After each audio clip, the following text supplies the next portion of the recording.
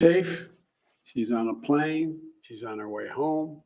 After months of being unjustly detained in Russia, held under intolerable circumstances, Brittney will soon be back in the arms of her loved ones, and she should have been there all along. This is a day we've worked toward for a long time. We never stopped pushing for her release. It took painstaking and intense negotiations, and I want to thank all the hardworking public servants across my administration who worked tirelessly to secure her release. I also want to thank the UAE for helping us facilitate Brittney's return, because that's where she landed. These past few months have been hell for Brittney and for Charlie and her entire family and all her teammates back home.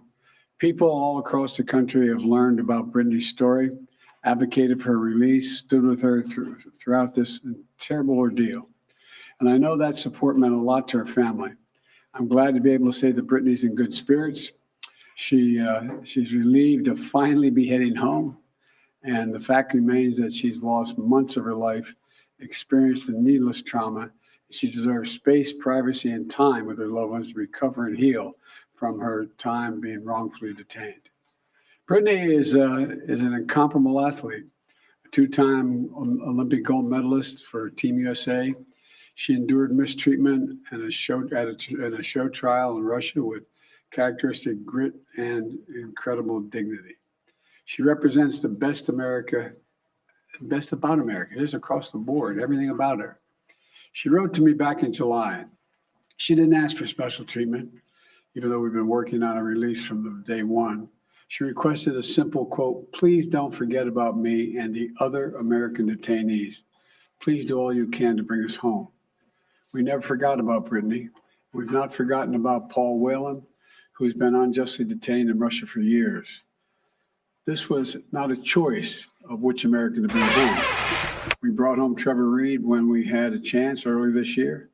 Sadly, for totally illegitimate reasons, Russia is treating Paul's case differently than Brittney's. And while we have not yet succeeded in securing Paul's release, we are not giving up. We will never give up. We remain in close touch with Paul's family, the Whelan family, and my thoughts and prayers are with them today. They have to have such mixed emotions today. And we'll keep negotiating in good faith for Paul's release. I guarantee that. I say that to the family. I guarantee you. And I urge Russia to do the same to ensure that Paul's health and humane treatment are maintained until we are able to bring him home.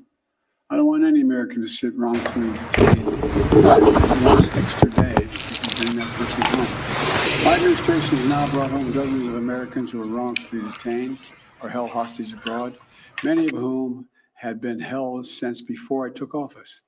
And today, we also remember the other Americans that are being held hostage and wrongfully detained in Russia or anywhere else in the world. Reuniting these Americans with their loved ones remains a priority for my administration, every person in my administration involved in this. We're going to continue to work to bring home every American who continues to endure such an injustice. We also want to prevent any more American families from suffering this pain and separation. And I strongly urge all Americans to take precautions, including reviewing the State Department's travel advisories before they travel overseas, which now includes warnings about the risk of being wrongfully detained by a foreign government. Make no mistake about it, this work is not easy. Negotiations are always difficult. There are never any guarantees, but it's my job as President of the United States to make the hard calls and protect American citizens everywhere in the world, anywhere in the world. And I'm proud that today we have made one more family whole again. So welcome home, Brittney. And now I'd like to invite Sherelle to say a few words to you all. Of course, she's not excited at all about this. Sherelle, it's all yours, kiddo. Congratulations again. Thank you. So over the last 9 months, y'all have been so privy to one of the darkest moments of my life. And so today I'm just standing here overwhelmed with emotions, but the most important emotion that I have right now is just sincere gratitude for President Biden and his entire administration. He just mentioned this work is not easy, and it has not been. There's been so many hands involved. And so I'd like to take a moment to just specifically mention a few. Vice President Harris, Secretary Blinken, Jake Sullivan, Josh Geltzer from the National Security Council, Roger Cartson and Fletcher Schoen from the Hostage Envoy's Office. A special thank you to Governor Richardson and Mickey, the Mercury Players, the WNB PA for your advocacy.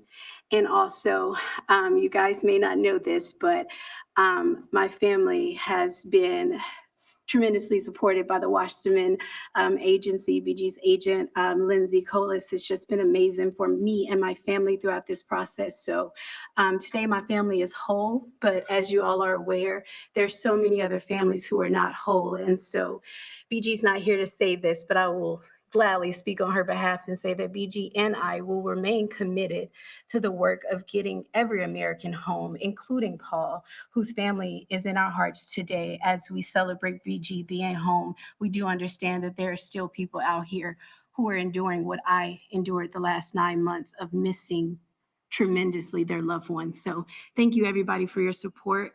And today it's just a happy day for me and my family. So I'm gonna smile right now. Thank you. Talking about politics. Mr. President, what do you say?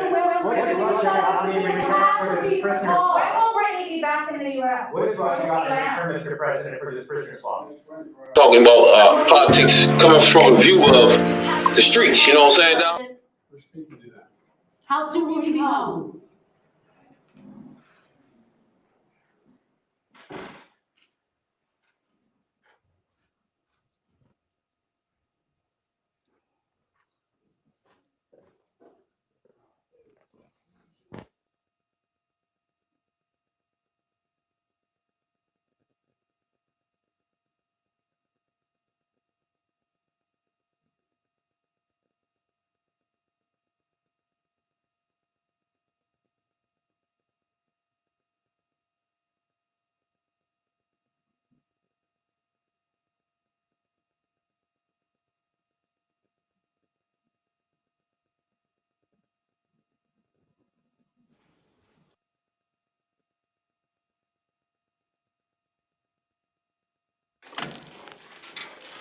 Фамилия. Приедешь сюда? Да? Молодец. Приезжай.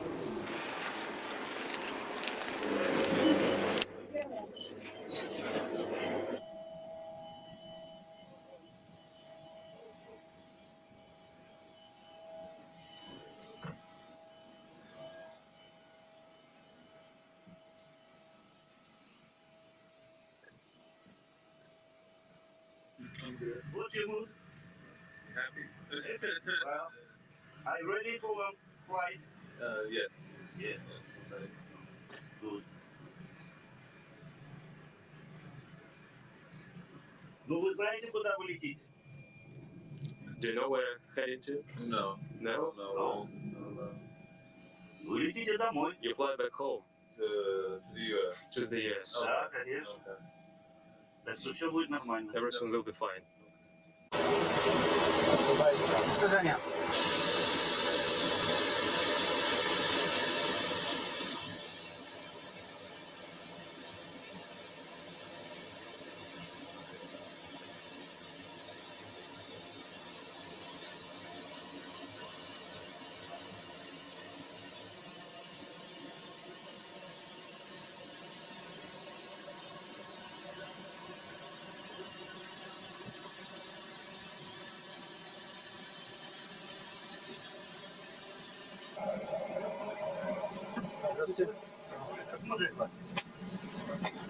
Присаживайтесь. Живо, думаю, встречали его. Сколько вы ждали, этого встретить? Спасибо большое. Мы до этого общались, когда сняли, потому что... Ну, потому что я с ним не говорил, что... Да, до этого держали, конечно... А где? Ночь началась в гостинице или где? Нет, прямо забрали из камеры. Из камеры? Со всеми вещами отправили. Угу.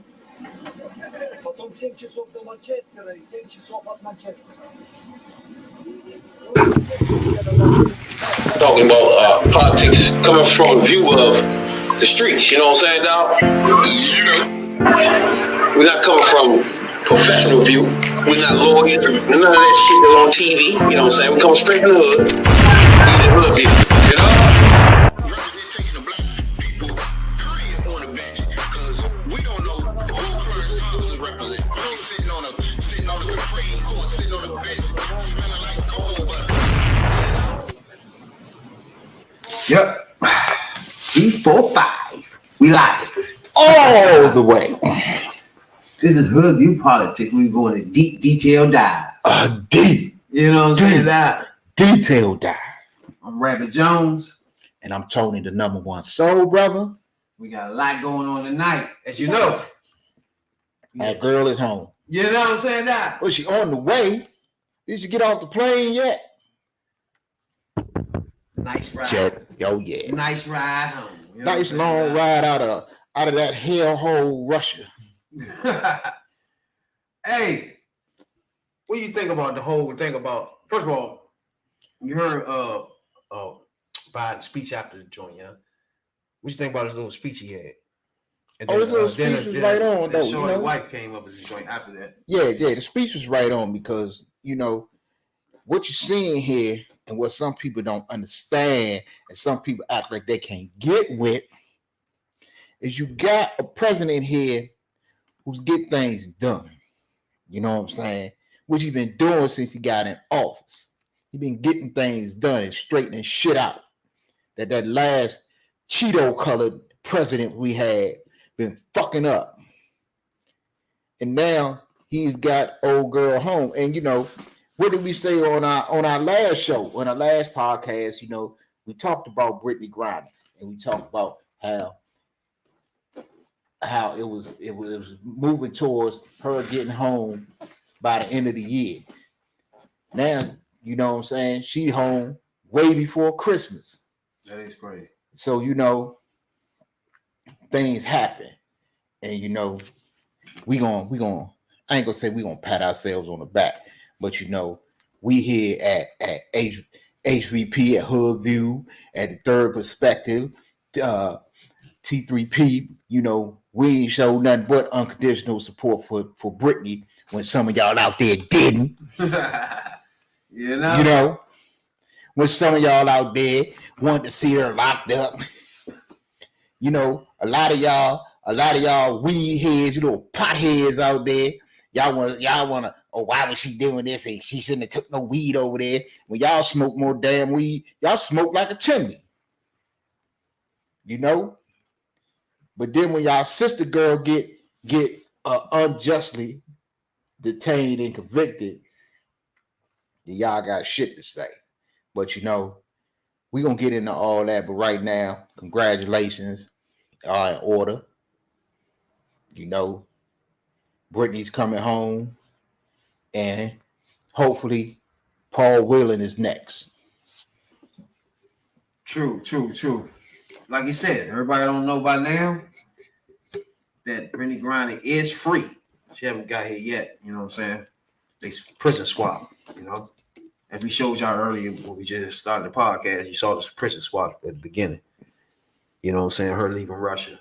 You know, on a plane and everything. So that's where he at right now. As soon as you get home, I don't know.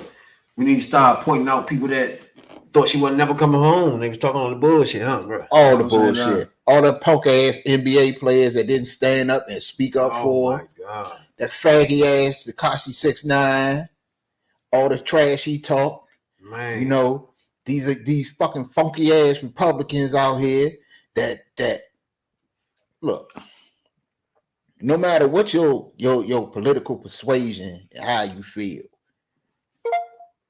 the point of the matter is this. She's an American. And you had an American that was unjustly detained, unjustly sentenced to 9 years for some fucking hash oil, and was sent to a penal camp over there in Russia that is notorious for the slave labor they put on people, especially people of color and people of lesbian persuasion, if you will. So you know, I think all of us not only black people, but as Americans in general, should be happy and happy this evening that old girl is coming home. And let's work on getting all our hostages from over there and any other country that be holding our people. It ain't no time to be saying, but why you didn't get this one and why you didn't hold out for this one? How the hell you gonna hold out? If you got a chance to get her out of there, get her out of there and work on the next person. That's how you do. So the swap was for a convicted Russian arm dealer. They nicknamed him the Merchant of Death. You know what I'm saying? So he's a Russian that been locked up over here in America because of espionage. Correct. So at the beginning of this whole thing, this was the whole hiccup for me, where I didn't know how Biden would use this right here. That part with him being who he is, would he exchange her for that? That's the only thing I didn't know what he'd do or not. You know what I'm saying? Because of the things that he was convicted of. You know what I'm saying? Trying to kill Americans. So correct. It did leave him open for backlash. Put it like that.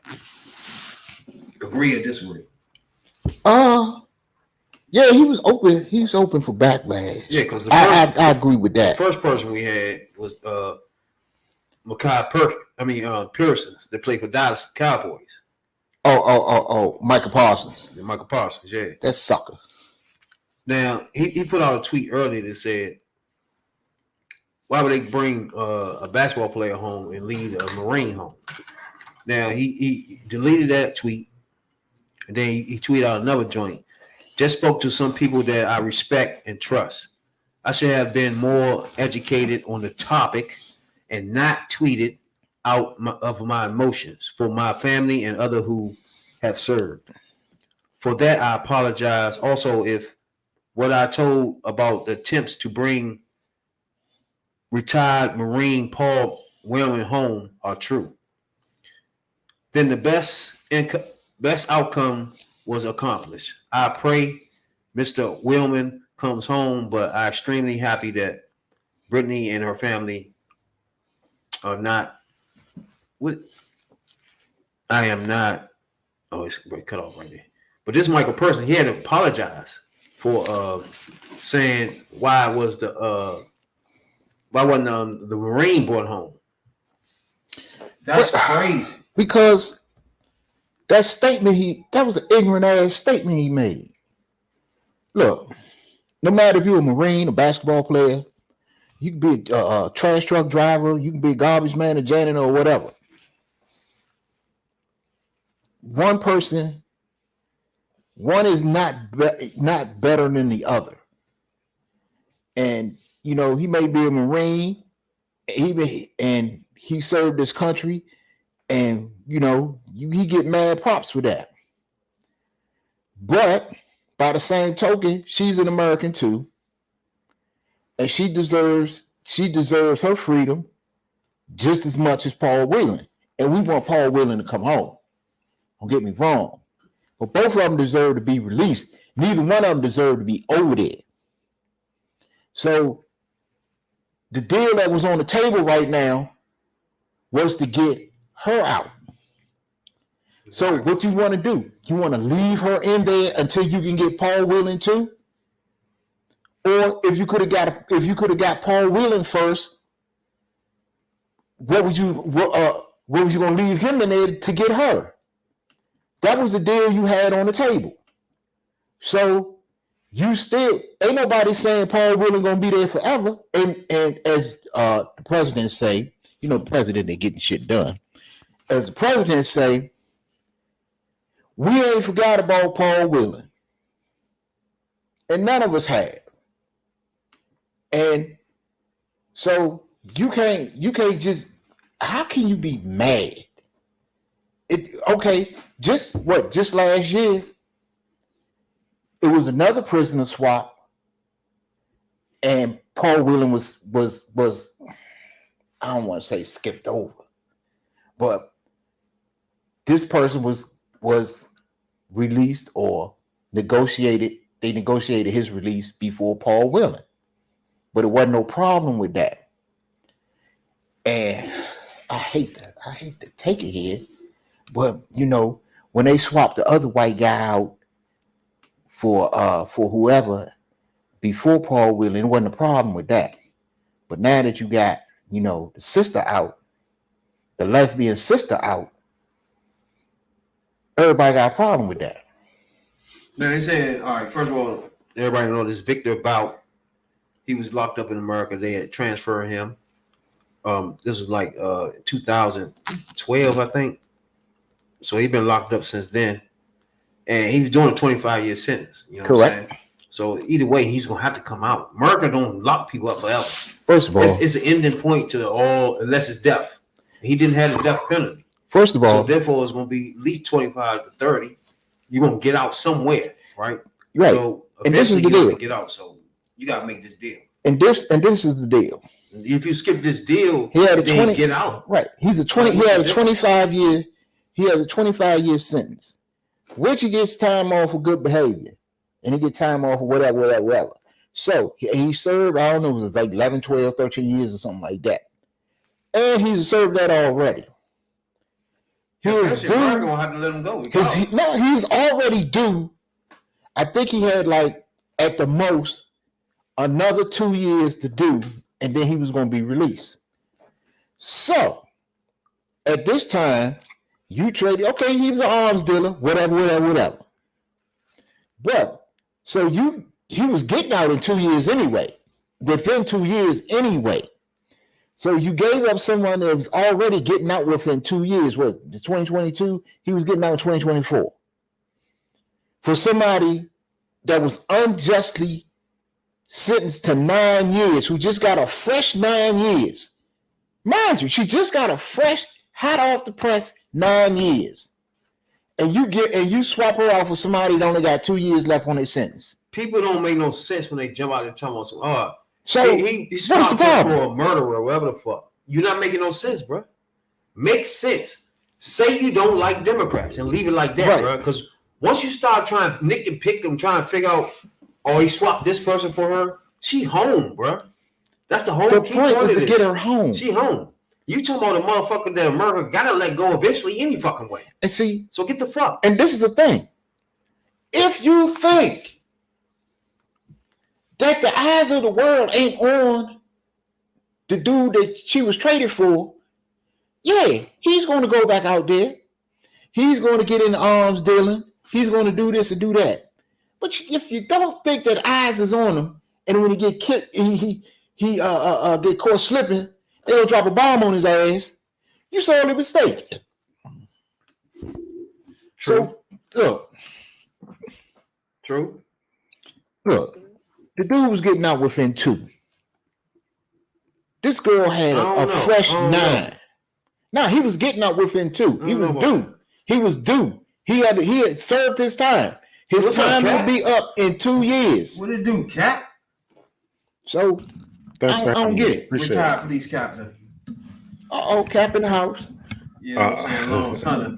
In the house. In the my booty hat like you guys, man. I should have did it, man. I should have worn my booty hat. I should have worn my booty hat.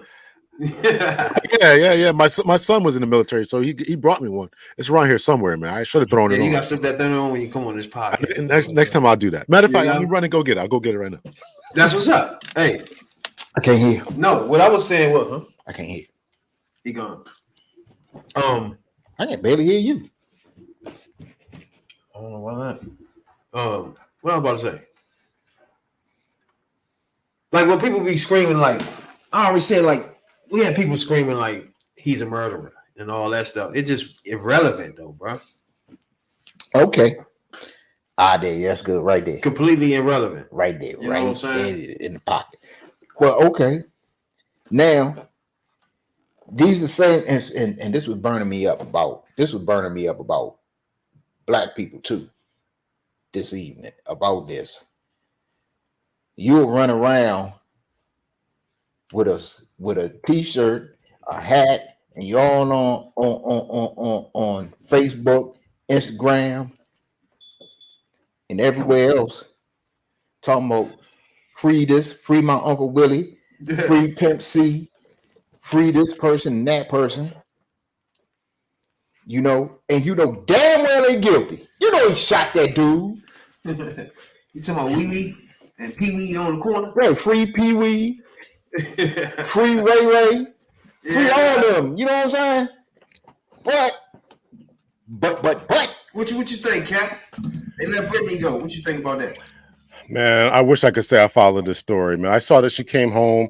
I saw that there was an exchange made. To me, it really wasn't that big of a deal. Listen, man, when we go to other countries, man, you got to abide by the rules, man. This ain't America. Those places aren't America. So was it a harsh sentence? Yeah, but I mean, the question is, do they give that to everyone? Were they trying to send a message to because American politics? And probably. Should she have been in the brunt of that? Probably not. But should she have done something wrong? No. You got to know where you're going and what to do when you get there. As far as the deal, man, I don't know, man. It's always kind of some kind of backdoor deals going on. And listen, I'm glad that she's coming home, but I don't know. I don't know how to feel about this. In all honesty, I don't know. Well, like I say, my thing is, yeah, for her to get going over there and she had what she had, she should have just left her stash wherever. She got caught. I think the sentence was harsh, and I just think that at the time Putin knew that he had a high profile American, and he was going to do what he feel. He was going to milk it. He was going to do what he feel. He was going to try to prove a point and whatever. And basically, he used her for what he wanted, was to get this arms dealer. But They didn't want him though. Yeah. But I just think let's be glad that she out of there, and So everybody don't know who she was exchanged for. She exchanged for Victor Bout, the Merchant of Death. They call his nickname is Merchant of Death. Now, the U.S. ran a sting back in 2008 where they got him in Thailand. They had to transfer him here. You know what I'm saying? They caught him on espionage, the DNA. They all got him. I think he got sentenced to 25 years after that. Yeah, he did. Yep. For a minimum of 25 years. A minimum of 25 years. Yep. So he been in it since 2011. Yep. And one thing about America, eventually somebody have to come out of jail. They're gonna do their time. Well, this is what I'm saying, man. This is the problem, man. We think because we think like that, because we are so lenient with our sentences. Somebody gets a 25-year bid or a 5-year bid or whatever, got to do 70-80% of the time, right? 85. Sure. Right. It got to do 85%. That's just the way we operate. We roll. That's what we think, and we think the rest of the world should operate like that. They don't. You go to some of these prisons, you ain't never getting out. You get a 10-year sentence, you doing 10 years. You're doing the whole thing, yeah. Yeah. I mean, but eventually he only had 25. He did like 13, 14 of them. I'm gonna say he was gonna do eventually he's gonna come he was gonna do 15. He was gonna do 15 off of it. He was gonna do 15 off that 25. Yeah, exactly. And he had 2 more to go. Like 3 at the most years. He had 2. He had within 2 years he was getting out. So to me, okay, you can give up them 2 years because he's gonna get out regardless. Yeah, he was getting out. Now everybody don't remember Brittney had some hash oil. You know what I'm saying? And it's illegal in Moscow. She got caught in the Moscow airport doing that. She was going across from. Guess she was playing basketball at the time. She was crossing back to play basketball, and she got caught with this. There's a cartridge of vaporized, and they said she was smuggling it. So she been over there now for I think 12 months, 11 months, and then Russia always wanted this person out, this arms dealer. Yeah, because they need some arms. So I don't know. Everybody have a problem with them exchanging them for an arms dealer. I don't know. What do you think about that, guy? Yeah, I certainly don't think that it's an equal exchange, right? Okay, as far as the time, okay. Yeah, but okay, Russia gets an arms dealer back, but what do we get? A marijuana transporter, transporter from the WNBA? I mean, this makes no sense as far as in that. the big picture, you saying? Yeah, in the big picture. I mean, what are we exactly exchanging, right? So it's not like we got one of their professional athletes locked up on some serious or non-serious charge, and they gave us what we exchanged athletes for athletes. This guy is a bad dude. He got a 25-year bid for right. I mean, what are we talking about here? Now he's going to get out there, not learn his lesson, probably go out there, do more things, be beholden to the Russian government. They'll give him more contacts, make more money. What are we doing? What you think he's going to do? But I look at it at the end as this. Within the next 2 years, by 2024, he was getting out anyway. So you traded basically 2 years of his sentence for her 8 years to get her out. She had a fresh 9, and you want to get. I guess as Americans, I feel you want to get your people out of there. You don't want your people over there subjected to whatever, but you want to get your people out of there. So in the long run, to let them go 2 years early, to get her out of there, and then put the focus on getting the other people we need to get out of there. Because if you get caught up on the battlefield, he's gonna get a bomb dropped on his ass. All right, Trump. Everybody know Trump got his own. He's not on Twitter no more. I bet he's back on Twitter now because what's his name? Let him back on. Yeah, he's still on Truth, but he got his own joint now where he be making his posts. And last post he posted was, "What kind of deal is this to swap Brittney Griner, a basketball player who openly hates our country, for the man who known as the Merchant of Death, who is one of the biggest arms dealers anywhere in the world and responsible for tens of thousands of deaths, horrific injuries? Why wasn't former Marine Paul Wellman included in the totality of one-sided transaction? He would have been let out for the asking what a stupid and unpatriotic embarrassment for the USA." That's Donald Trump. Okay, I got a statement for that. Hold on. I got a statement for that.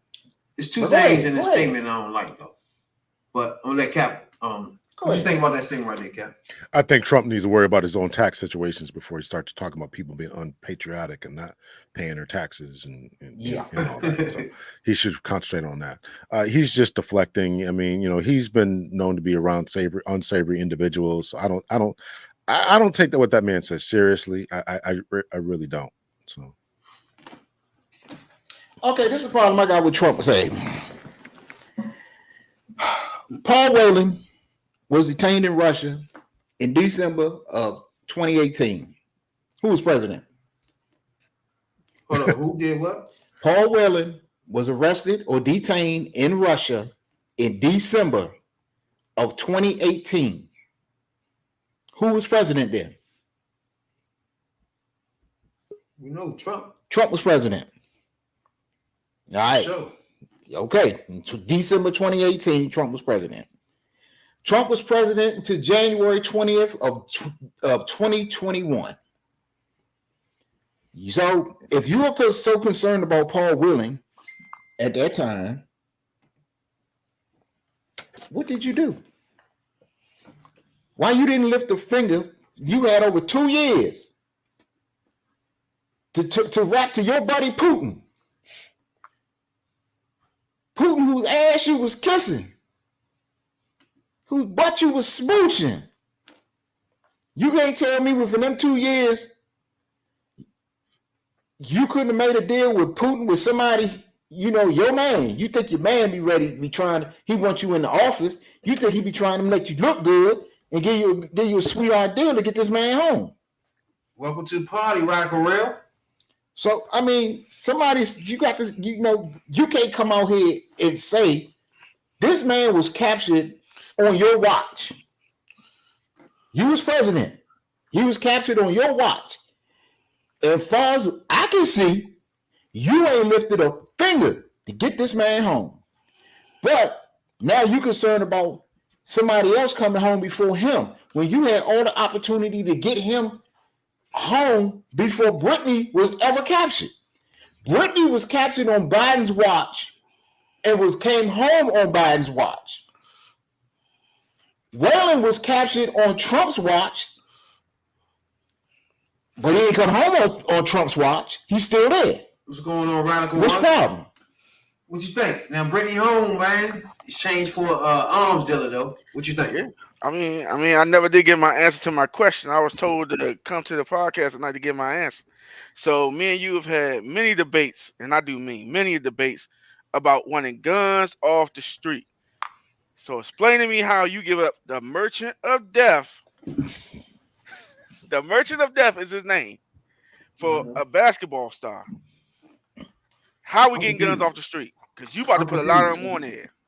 And the plug about to be the USA because they about to sell that man a lot of guns to get back on his feet. Wait. I'm confused now. Correct. What? So you said me and you have a debate about guns in the streets. Multiple debates about guns off the street. That's always been your stickler statement.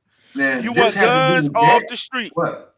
Explain to me your thought process of how putting a known merchant of death who sells arms back on the street gonna help keep guns off the streets. What? I would like to know Rabbit B.I.D. Jones' answer on this one. I'm just saying, explain to me how that's keeping guns off the street. I want you to explain to me how a known gun dealer who deals with a lot of the African culture, African Americans, and all that, sells guns to them, and it's known, got a fucking movie made about them. How we gonna put them back on the street? Okay, you done? No, I just want to know the answer to it. I'm just saying, I've been asking all day. I've been mind boggled. Okay, you finished? Yeah, I finished. All right, now, as we all know, I have a problem with the guns in the Black America. Yes, Lord. Me and Real had this debate on how to get there and how we can get them out of the streets, right? Now, when we talk about international arms dealer, we talking about weapons that are used in the army, right? We're not talking about the guns that's in the streets that we have right now, right? We trying to eliminate or get locked up. Military grade weapons. We're not talking about the things that this man is accused of, espionage. It's two different things, first of all. So I don't know how you get those things mixed up, first of all. Second, any deal that you get to bring any prisoner home from any country, the opposite person is not going to be a good person, bro. You don't have anything to do with that. That's the person they like. They like these people. That's their family or whatever the fuck. But you got concern with who you have on your side. Now, you feel like the basketball player should not be exchanged, right? That's how you feel? Yeah, that was too low. They robbed us. So you feel like, how you getting robbed? No. They robbed us. No. So we giving them a man with connections to the underworld. They can flip some shit that knows a lot of dictators. Got a black book, and his name alone carries weight across the world. He is known for what he do. All we getting is Brittney Griner back. Nah, bro, that's not a fair trade. We got robbed.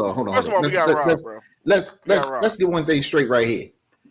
Everybody today keep going on the fact that she's a basketball player. She's a basketball player. She's a woman. She's a black woman. She's a black lesbian woman. We done heard all of this today. But the fact of the matter is, before she was all that, she's an American. And if you, as a president, as you, as a person that's running this country, or as in any leadership position in this country, if you have the opportunity and you have the means to get any American citizen, no matter if they a basketball player, a trash man, a janitor, a truck driver, or whoever, if you have the opportunity and to get an American out of any country, then it is malpractice. It is political malpractice if you don't. You are not doing what you were put into office to do.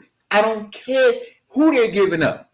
Because if he gets caught on the battlefield, they're going to drop a bomb on his ass. They're going to put a bullet in his ass. He's going back to jail if he get caught. You best believe they got eyes on Victor, whatever his name is, and if he get caught up again, that's his ass. What you think, Cat? Listen, man, I appreciate brother's passion there, but that is one of the weakest arguments I've ever heard. Fact. So if there's a serial killer in Morocco, it's the United States government's position to go get this man. No. Listen, Brittney Griner was caught doing something, and she had to face the reality and the penalty for what she did. It's not their job to. It's not our politicians' job to go out there saving everyone from themselves. In other countries, you go to another country, you abide by the rules. And I have to agree with Radical Rel. What do we get? We put somebody back on the street with these underground connections, who's going to continue to wreak havoc, who's going to continue to do these crazy things. If not, maybe he'll write a book, he'll get a movie deal, he'll still make millions of dollars. And we get Brittney Griner, who is a part of the WNBA, and this is no shade to, but nobody watches the WNBA, loses money every year. What are we talking about here? Right? Would they have made that deal for you? Would they made that deal for me? Would they made that deal for somebody, some random tourist who's just on vacation? You just did that. You just did that last year. Hold on. Go ahead, Ray. What you saying? Yeah. So to go back to what Tony said, sober number one, I'm like, you know how many people are arrested across the nation? You know how many we go get? None. They'll let them sit there. If you break the law, they don't care. And to clarify this, how many times Jesse Jackson went overseas and got people? The only reason why Biden is doing this is because it's an outcry, and he's trying to rally his base because he's scared of Trump. That's the only reason why he's doing that. Now, if you say that, I could agree with you on that. But all that other shit you just said was irrelevant because there's a lot of people been in jail a lot of times. They can't even get the prisoners of wars out of jail. So don't tell me that it was so important to get her out of jail just because she's an American citizen. It wasn't the sole point to get her in particular, because if you have an opportunity and you have a deal on the table to get any American out of any foreign country, I don't care what they're there for. If you have an opportunity to get a citizen of this country out of any country, be it Russia, Iran, England, or whatever, it is your duty as a president to do that. Even if you went over there and got hemmed up on some bullshit, you gonna say if you went over there and you had a little bit of hash oil on you and got 9 years, you not calling the State Department. You just gonna sit there and say, "Oh well, I'm gonna take it." That's on me. That's bullshit. Okay, hold on. That's not bullshit. Hold on. Now, Real, you gotta take into account two things, right? Black vote. Do you agree that by American laws, eventually he had to get out? But it ain't American laws. No. Answer the question. He locked up in America. His sentence is 25 years at minimum, right? Yeah. He have to get out eventually, right? Somewhere. But they're gonna put a track on. Yes or no? You can't. It's not 100% of your sentence. It's like 70, 80. It's 85%, and you still get time off for good behavior. So I need you due to get out. Explain to me. Explain to me. Allegedly. Huh? I mean, allegedly they're gonna. We already did 13. So how many more you think he's gonna have to do? Do 15 off that 25. Like another how many you think, Jay? I mean, Real. Another 5, maybe another 6. So another 5, right? She got how many years? 9. How many years she got, Real? 9, I guess. I don't know. So 9 to 5, right? He getting out in 5 years, right? Regardless. She'll be still in there when he get out. Right? Yes or no? Exactly. So no, you ain't talking about no. You telling me that even exchange that she got that much power like he got. She has that much power as he has. Right? You talking irrelevant right now. We're talking about a dangerous, known, connected murder. You just stay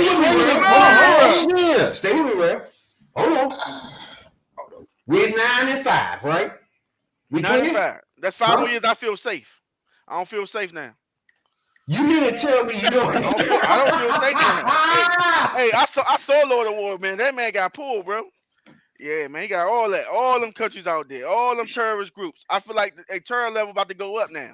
He gonna give all them Al Bullshit. Qaedas and all The that shit. terror Down. level about to go up. Terror level about to go up. Your man about to be a full fledged man. Y'all done So, spun that. I was man. just about to say they gave the Republicans some fodder. But what you think, Jay? I mean, Cat? That they gave him some fodder. Yes, he did. Yeah. I mean, he freed her, but on the other hand, you can still say dude was an arms dealer and whatever the fuck. That's what Trump and them were gonna capitalize on. Oh yeah, I think. Listen, man, I think it was a bad. Now that I'm thinking about it, analyzing it a little bit more, listening to you guys, yeah, it was a bad deal, man. I mean, listen, anything that one political party does is going to be wrong in the other one's eyes. If they tell you the grass is green, they're going to fight you in tooth and nail, telling you it's yellow. So, you can't. I don't always go off of that. I'm confused. Hold on. All right, let me get something clear. You two, all right, Rick. You and Cap, right? Both of you are president. Brittney Griner is in Russia. All right. Real, what do you do? All right, y'all can throw Brittney in, but we need some more people with that. And we're gonna have to sanction y'all on some other shit. Making them a deal. It ain't just gonna be a one on one. That's not the deal, No. We got the upper hand. They want that nigga back. We can take her back, but she did something wrong. So it ain't my fault she got caught. So you did something wrong. But you don't we think got the upper hand. They want their merchant back more than anything. He got more pull. She just a political figure, if you want to call her that, and a vote validator. That's all she's doing is getting all them black chicks that you love so much to get them to vote again. Because all of them was like, look, Biden, if you don't do this, we're going to have to hold you fast for this, man. Wait. This is a political move. It's going to backfire. It is rallying the base because all the Trump candidates got whooped. As you see, Biden is the first president in 30 years that didn't lose one senator in the midterms. Okay. He's not tripping. Okay, why you scared then? The dude is not tripping. You do not have to. You does not have to rally the base. Why is Biden scared then? This is already rally. This is a the Republican Party's in disarray. So what are you talking about? He is scared. Take your blinders off and look that he is scared. What is he scared of? If he didn't think about it, he would have got more for what he put out. He did not get more for what he put out. Look, we had the upper hand. They want him. Brittney Griner, we can give a fuck. So she far, can stay there for all that. She don't hold no weight over here. All she is a political figure. I better ask be on the campaign trail now. All right, I bet she be supporting Biden now. Wouldn't you? Already was. All right, then. So that's all. Let me ask you something. Would you? So how does support Biden if you my freed your ass from over Russia? Right. So you think this is a good move by Biden? First of all, hold up. Let me ask you something, bro. First of all, I go your father, Red. I just asked you. You agree that you were gonna bring her home, right? She need to come home. I mean, now you agree with that? She can't come home. You agree that she had to come home? No, she didn't have to come home. That she's supposed to come home. He just don't agree with who brought her home. So, Cap, you agree she had to come home? I don't agree with that. I need to get on that first. Okay, now I had to get that out of the way. What you say, Jay? I mean, real? Like I said, I believe that we got hoes. I think we should got more than just her. Y'all so you feel like she should have come home though, right? Yeah, she could have came home, but it wasn't necessary. We had to give up a merchant of death for her. Now, I could have felt better if it was for the POW or the CI nigga, because you know what I'm saying? Russia would ask for a school teacher, yeah, right? I don't know. Yeah, what do you think they were gonna be asking for? We got a lot of Russians in jail. You know, maybe they. I want you to be serious right now. Hold on. I want you to be serious. I'm just saying. Who you think Russia would actually ask for exchange? Okay. A bakery. So that's the only prominent Russian we got. A cook. What do you think they were gonna ask for? I'm just saying that's the only prominent Russian. He's gonna get his best weather. Is that the only prominent Russian we got?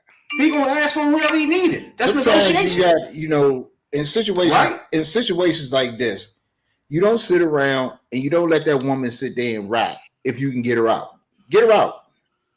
You know what I'm saying? It's not. How many people over here that got diplomatic immunity and then did shit and got sent back to their country and you couldn't do nothing to, and people got pissed off about it, and now you know what I'm saying. So what? You gave up a arms dealer. arms dealer who said had merchant 2 of years. death. A merchant, just because they call him a Merchant of merchant of death. Okay, so what? He had 2 years left on his sentence. You traded. You made out with a 7-year difference for one. He had 2 years. He had 2 years left on his sentence. She just got a fresh 9. You want your people out of there. You do not, as Americans, right or wrong, you don't want your people locked up in a foreign prison if you can help it. Because you know what goes on over there. They know what goes on over there. They was gonna send her, they already said they were sending her to the worst joint that was anti-lesbian, they was racist, and they worked the shit out of you. So over a little bit of weed hash oil, she deserved that? Really? Does the punishment fit the crime? Put it like that. Is that America? Is that America? The punishment that she received fit the crime? Is that Russia or is that America? You want me to care about a country I do not live in and how they choose to dictate their punishment over there? What I know, I don't visit Russia. I don't go to Russia. I don't live in Russia. I'm not a traveling man to Russia. Nor would I ever. But as an American citizen, no. You trying to switch this up? I'm telling you, you want me to care about a person who went to Russia willingly, broke their law willingly, whether she knew about it or didn't know about it, which don't make you act like she went over there and killed somebody. You are making excuses for her. I act like she went over there and killed somebody. Now, like you said, now if they could bring her home, I mean, it could have been a cherry on top, but her to be the whole fucking cake was not worth it. And the only reason why she was the cake was to pander for his vote. That's what you keep overlooking. He would not have done this. He would not have done this if it wasn't for that. Because for one, that's what I'm saying. The man don't need to pander for no votes. That's a lie, bro. He's in the middle of his term. I'm confused. He's not tripping. Yeah, building up momentum for 2024. He don't have to gain momentum. Did you just see the last election in November, and did you just watch the results of the runoff in Georgia? He don't need to garner up no momentum. So pride coming before the fall, brother.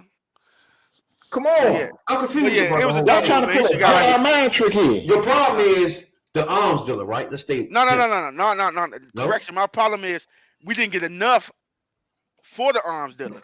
Now, if you want to give him back because he got 2 years left, hey, that's cool.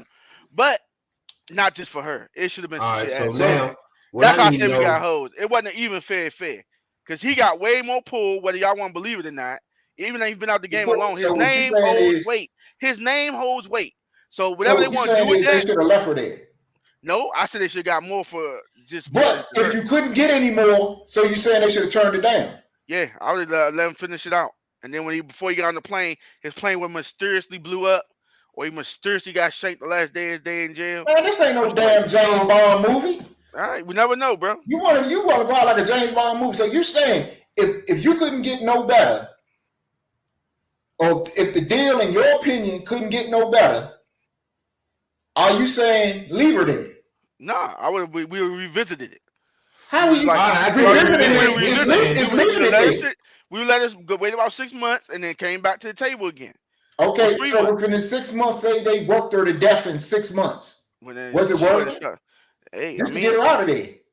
If they'd have worked her around the clock for the next 6 months while you waiting to see if you get a better deal, and say she just have to have a heart attack and collapse and die, you cool with that? Hey, I didn't break the law in a different foreign country. So you saying a little bit of oil, a little bit of hash oil? Hey, just because it's American law is legal. It's legal in America. Don't mean it's legal. If she died in prison, that's basically the death penalty. Hey, so you saying a little bit of hash oil? Hey, we're gonna throw stones, bro. It's worth it. A chick can't wear her hair in the rain, but you don't go there crying about that shit. So don't cry about this shit over here now, man. Come on, man. You picking and choosing what you cry about. So and in the Middle East, the bitches get killed all the time.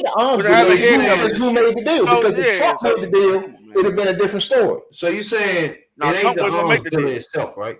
It's just you would let them go if they would get one more. Yeah. So it ain't just him free. It's just they ain't get enough for him. They ain't get enough for him. All right. So now, to me, I need you to tell me what's more. What's enough? Like, what is it? What person? All right. What human being is enough for you? No. It ain't just human. It's like bury in place so this don't happen again, man. You know what I'm saying? Like our athletes should be given like diplomatic pass when they go to the country to play sports. Something like that should have been added to it so this shit don't happen again. I've pitched for something like that. Oh, the fact of the matter is, she just the next time she goes to the damn country, you leave your stash at home. No. Plain and simple. No. You backtracking, Tony. No, we ain't gonna do that. So I'm just saying. So we going forward, we gonna have to deal with this shit. You know. I get that. Yeah. So you and probably got a POW or a CIA agent over there. You know, espionage nigga. Get one of them, bring them back home too. So 2 of those and sprinkle Brittney Griner as a cherry on top. And you know what I'm saying? Our athletes when they come when our athletes come to entertain you, born motherfuckers, they should get immunity from this. So we have to deal with this shit again. So keep to understand what you're saying is, Brittney Griner is not enough to even make negotiations for. Yeah, right? Nah, they hold. Especially for the what's his name? The Merchant of Death. Yeah. Especially for him. That's what you're saying, right? Yeah, because he can be used in so many ways. He even gotta be on this trade. His name hold weight. He got credit. So you say the fact that she's an American citizen. No, what is this American citizen keep coming doesn't mean anything. She's a lawbreaker in a foreign country that we could bring home. Yes, we could bring her home. But we need to get more from I get you. I get what you're saying, Real. You're saying she out of anything should be the last thing anybody think about. Thank you. Basically. All right. So for her being the main course for you, make your stomach hurt. Yeah, it does. I take it the cherry on top of my apple pie with the whipped cream and shit, but I need real pie. You know what I'm saying? And I ain't getting no pie. All I got was so you've been following what the nation been following since you've been locked up over there, though? Yeah. You been following that? Yeah, I see a lot of Biden supporters out there. No, many of the black persuasion. And the alphabet. A lot of the alphabet. A lot of the alphabet. Like I said, what you saying is bring a little bit of the black ladies on top of it. What you saying is every media personality that has a clip is backing it. I mean, I get what you're saying. Then I mean, and they all Biden supporters. So of course you gotta rally his base. You gotta give him something. You couldn't give him the student loan shit because the Republicans vetoed that. So you gotta give him something to rally your base. I mean, Tony don't think he's scared, but I know he's scared. You can tell he's scared. He see Trump coming in 2024. 2024, boy. Be here before you know it. Hey, do I sound better now? I saw you said I was low before. Am I better now? Yeah, I hear you good. Yeah, you real good. Okay. Yeah, my computer decided to do some crazy update right in the middle of this thing, man. I don't know what happened. Yeah, no, it's an interesting conversation, man. I think that I don't think it was worth it. I think that we're so spoiled over here that we don't think we got to do our time, and people can cry over us, and we'll make these deals, and it's really just unfortunate, man. And I don't think that, and I hear the argument that I don't think it's the president's job to be going out there making sure that people come home. Leave that to the State Department people. If that's the question you're asking me, as far as if I'm the president of the United States, I wouldn't even comment about it. I would keep my mouth shut and listen. Our citizens, I got a country to run. I got a military things that they do. I got to deal with diplomats. I don't have time to be worried about what our citizens are doing. Wait a minute, Cap. Okay, when Ronald Reagan made trades, it wasn't no problem. You talking like nobody ever been swapped before. Reagan did it. Bush did it. I understand. Clinton did it. I understand that, but is it their job to be doing that? I mean, listen. Obviously, it must be because they always involved. I just can't. I can't agree with that. I can't agree that we should be doing that. I'm not going to agree that should be our primary focus when our American citizens are over there doing stupid stuff. And listen, I travel too. I mean, I could be in the same situation, but if I'm doing something crazy, don't go over there doing something crazy. 1985, United States engaged in what was called the biggest spy swap in memory. Reagan. 4 Eastern Europeans held in the United States for espionage. And I didn't understand that either. Traded for 25 people in prison in East Germany and Poland. That's what Reagan did. And this is all spies, and we all watching each other. We're all recording each other, spying on each other, and we're gonna trade. Come on, man. What are we talking about? How does that affect you and me? How does it affect our bottom line? How does it affect the economy? What are we talking about? A national security threat. that you two are not paying attention to at all. We let the national security threat out. That's what we're saying. There you go. I'm talking about I feel negotiations scared. with prisoner swapping it's the president's deal. Let's get one thing He straight. said no.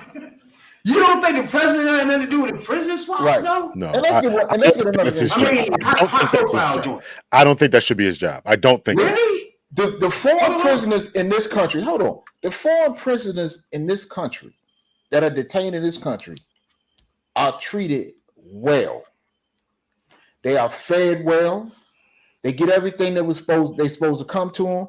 They get medical treatment when they need it. They get everything they supposed to have.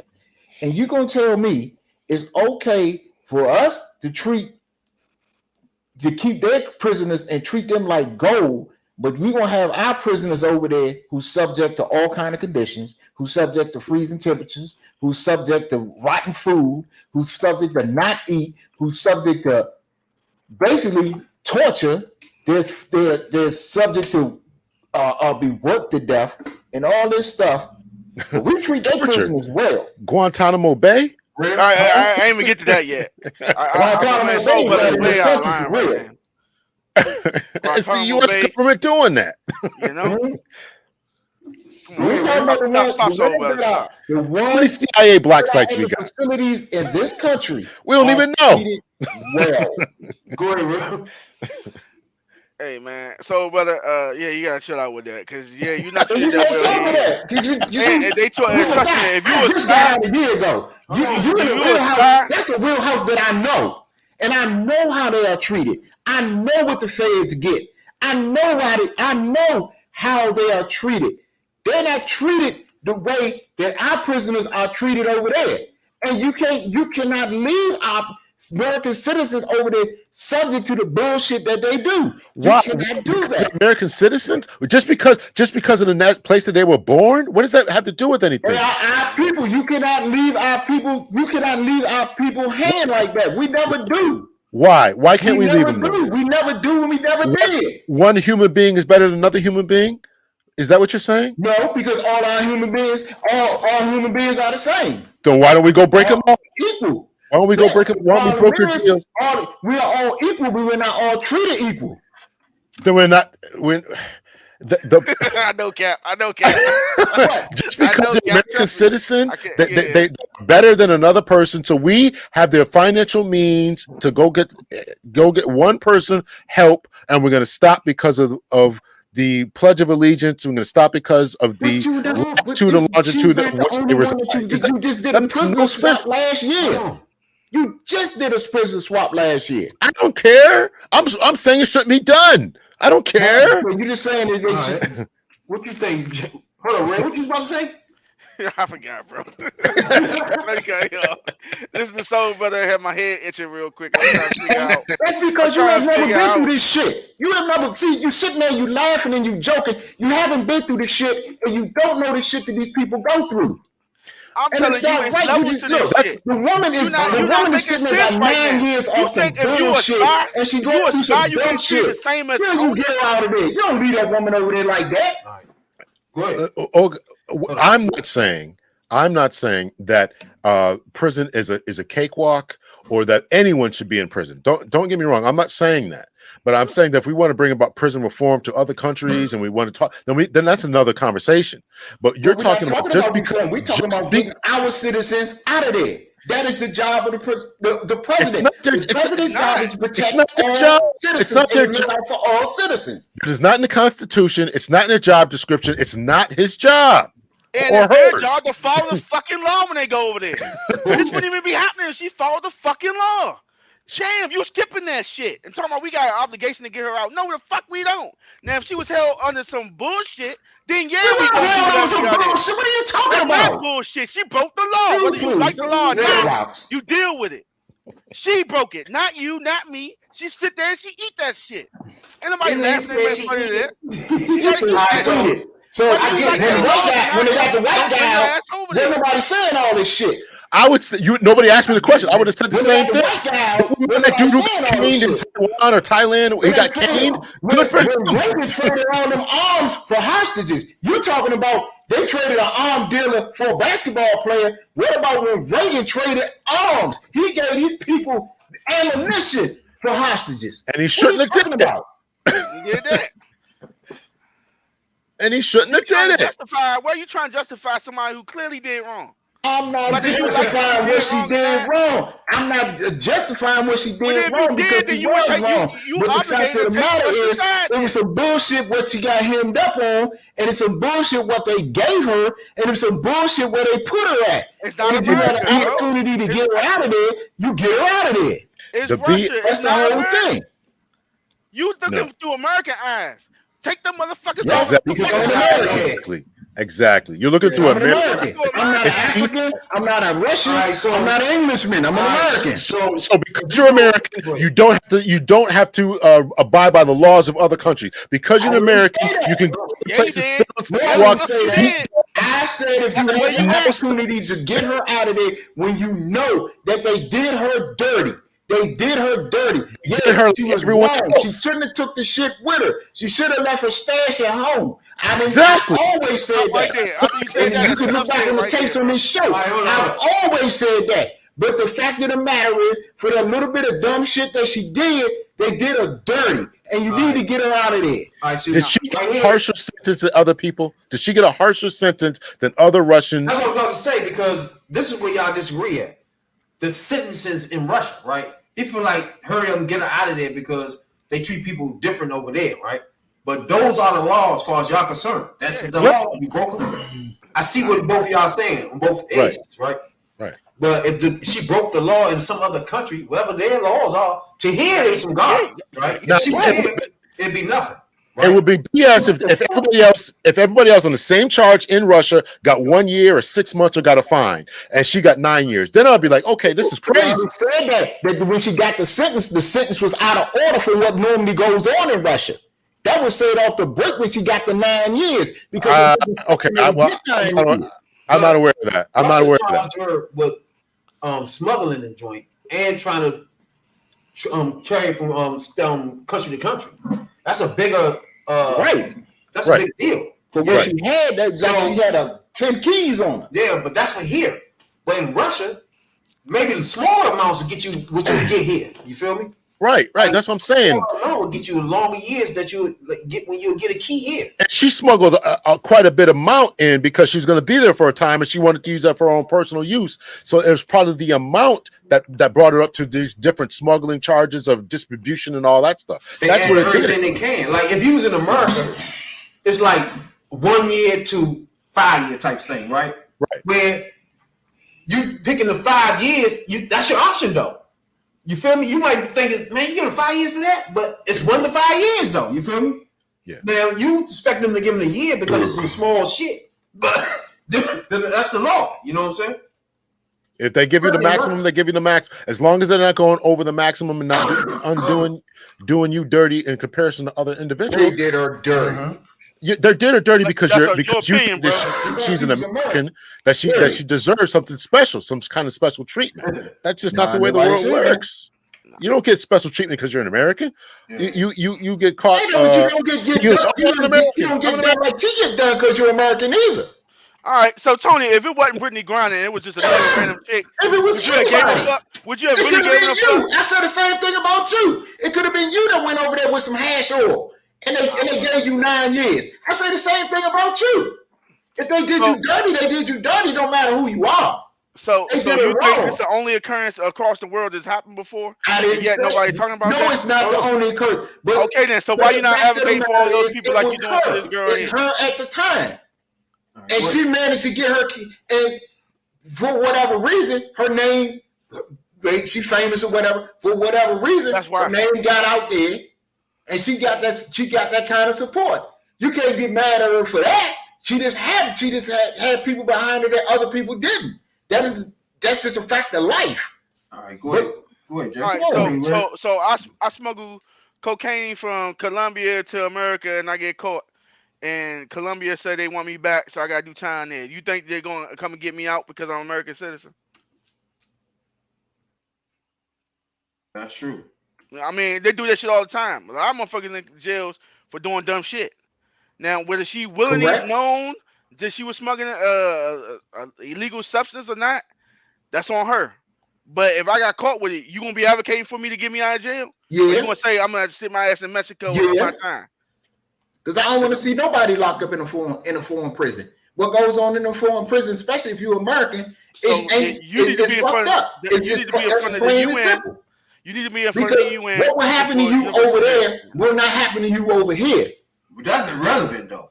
We don't have nothing to do with that. If she go overseas and break the law, whatever they do for their laws, fuck them. I'm not saying that she shouldn't. I'm not saying that she shouldn't have been hemmed up. Yes, she was wrong for going through the airport with what she had. So getting 9 years over there and 9 years here is gonna be 2 different 9 years. Better believe it. You gonna do it real time. For what she had and what she got and what she did. That's if you was here. Okay. But you can only go by what you know. And you know that it was put out there that they wasn't expecting her to get no 9 years. They gave her the max because of who she was and where she came from. They was expecting her to get some short shit. Even the Russian lawyers said that they was expecting her to get some short shit and be out of there. But being the fact that who she was high profile, blase, American, she was an American. Okay, she was American and going on at a time where America, the United States was funding Ukraine and all this good stuff. Yeah, they did her dirty. So what you're saying is they used her to get that merchant of death out, and then work plan. They used her to get the merchant of death out. They used it. They gave her that 9 years, so Rabbit could do the math equation. So Rabbit could do the math. Let me ask you this. The whole damn thing had a purpose. No. Everybody knew from the get-go it was going to come down. When she got the 9 years, it was going to come down to a prisoner swap. It was all about who Russia was going to want and who the United States was willing to give up. Oh, okay. Everybody knew that. Let me ask y'all this right here. Right, with this combined with the Ukraine, right? Cap, you think my man get the Nobel Peace Prize? Biden? Stop, man. Man, you telling comedies tonight, man. Stop that. Yeah, you on a roll, man. You on a roll, man. Oh man, you a comedian tonight, bro. Hey, what you think, Rockwell? Hey, man, stop that shit, man. No peace prize for this? Ain't no motherfucking peace. He gonna get one, bro. No, he gonna get no peace. They probably sleep through the ceremony, man. I mean, if anybody, you should give it to the Russian nigga because he finessed them. Rockwell, your man intervened in the Russian war, helped the opposition. They still standing 2 years later. You can't tell me that's not. Then you go get Brittney out of jail over in the same war and bring her the fuck home. I can't tell me you don't get no Nobel Peace Prize for this. Nah, stop that shit. I mean, that's another good point, man. That's another good. That's another good point. Oh, wait, Cap. That's an excellent point, man. Russia is. I mean, this is all obviously, backdoor politics once again that's coming to the light. Russia's invading Ukraine as we speak, and then we're having debates about Brittney Griner and this other guy. They probably want this other guy out so they can continue getting military stuff into Ukraine. Biden and them winning. They winning the war. They losing. Russia losing. Yeah, so that's probably why they want this merchant of death out so they can get some more weapons in there and get some more people. Yeah, we need some. We need some help. Go get this dude out. And the United States the one gonna sell it to him. I told you that. They need to get some underground weapons, and boom. If you want her, give us him. But if you have the opportunity, you got to take the. I feel you have to take the opportunity. First they left. Can't just leave her. They left the Marine there, but I don't think they're gonna get the Marine up that easy. They want more for the Marine. Why they want more for the Marine? I mean, you gotta deal with the negotiations as they are. No, I'm saying, but no. You personally, why would they want more for the Marine? Because they know they can get more from Marine. Oh, so Brittney Griner. So I guess the next joint when they say, okay, no value. But that Marine just what they got for Brittney. Merchant of death. Because the merchant of death. Somebody else they want. You got to understand this part. You feel me? Russia has eyes on the American political situation. And it's more of an outcry to get Brittney than it is to get him. Even though it's an outcry to get him. People want him. That's irrelevant. But hold on. It is more, Brittney is more in the spotlight than Paul Whelan at the time because of who she is, what she does for a living, and the situation and the circumstances by which she's over there. So, yeah, you can leverage her. You can leverage her right now. It was easier for them to leverage her to get the arms dealer because to get him,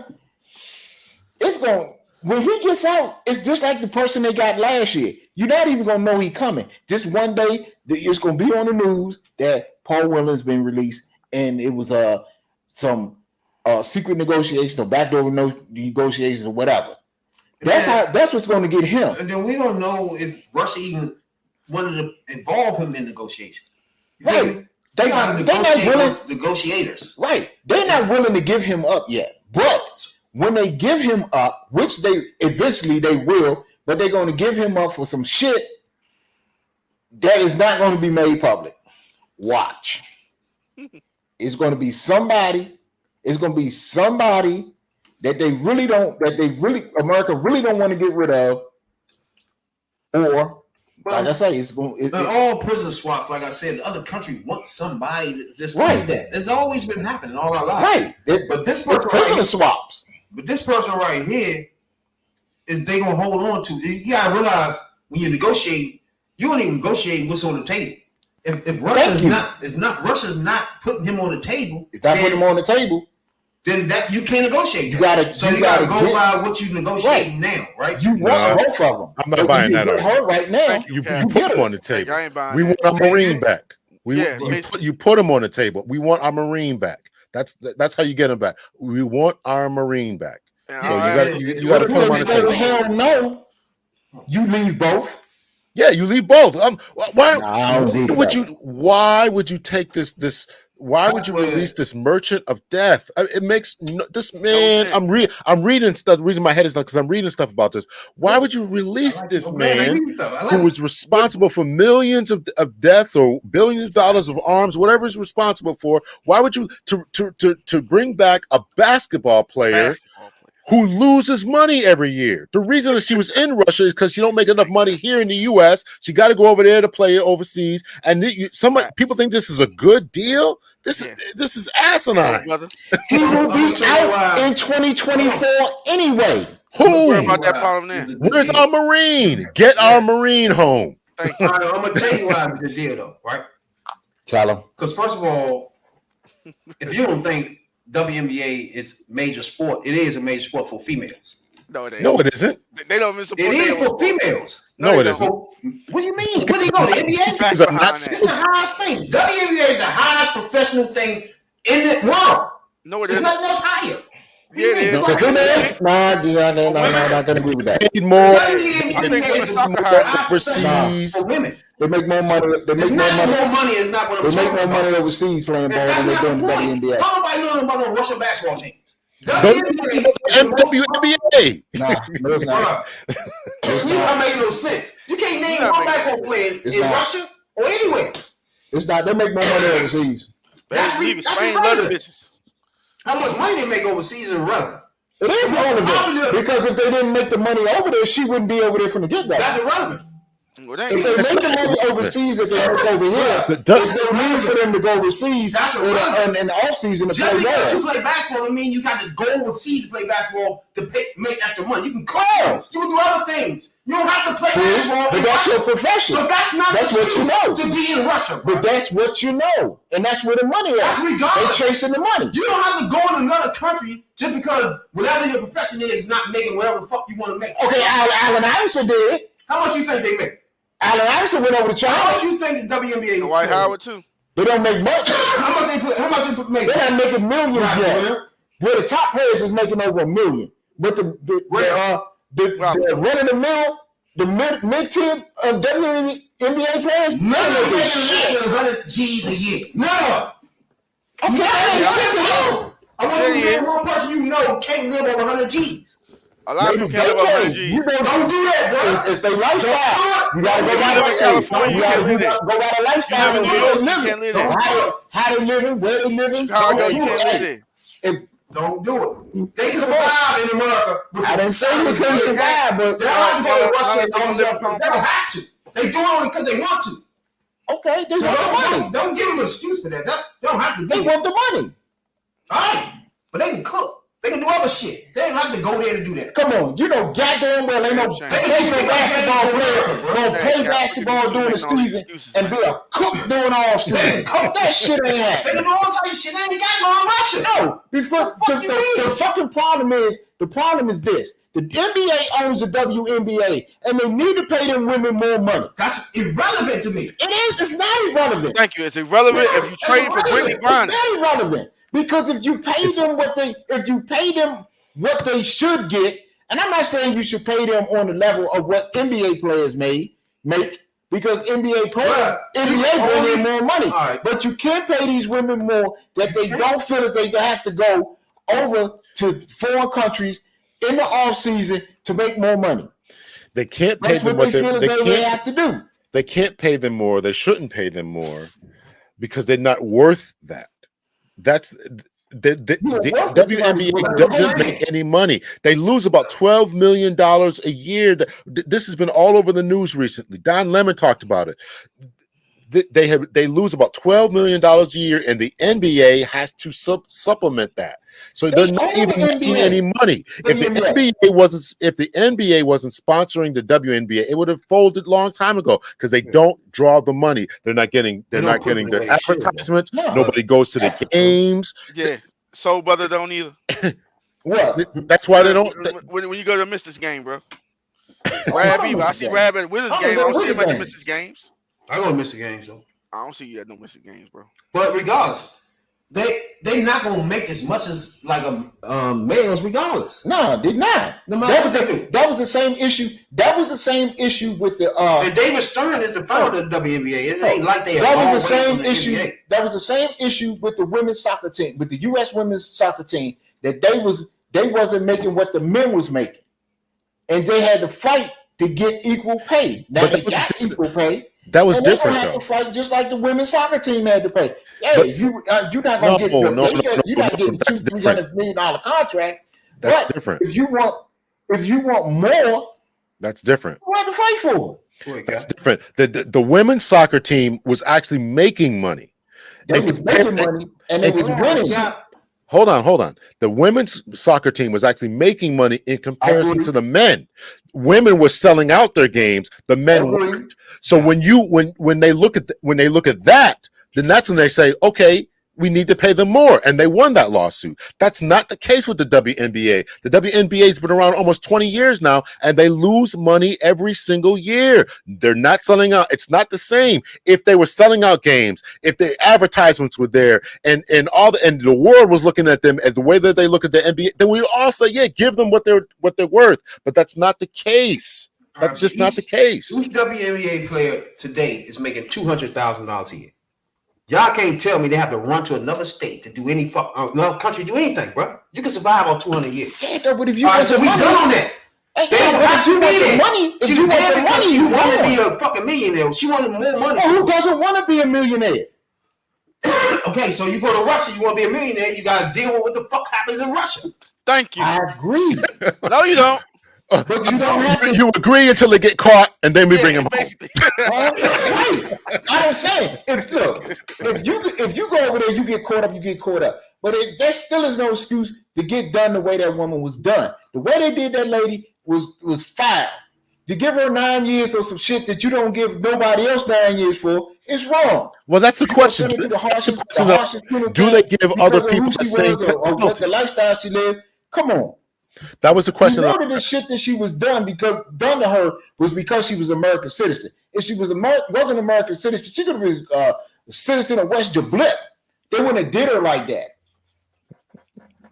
West Jablip, not East Jablip. West Jablip. West Jablip. The question I have is, and that was the question I have: are other citizens who face similar charges, transporting, smuggling, whatever, for distribution, getting 9-year sentences? 3 keys of dope. It don't That's matter. the Same shit. That's the question. Same shit. They in jail. They're American citizens. Go get them home. Damn right. Yeah, they get the same. They get the same, Charles. Yeah, Then there's no issue there. Then they didn't treat her disproportionately. Nope. Then that can't No, be the what issue. he's saying is by them, their laws, and when she in jail, they get treated different.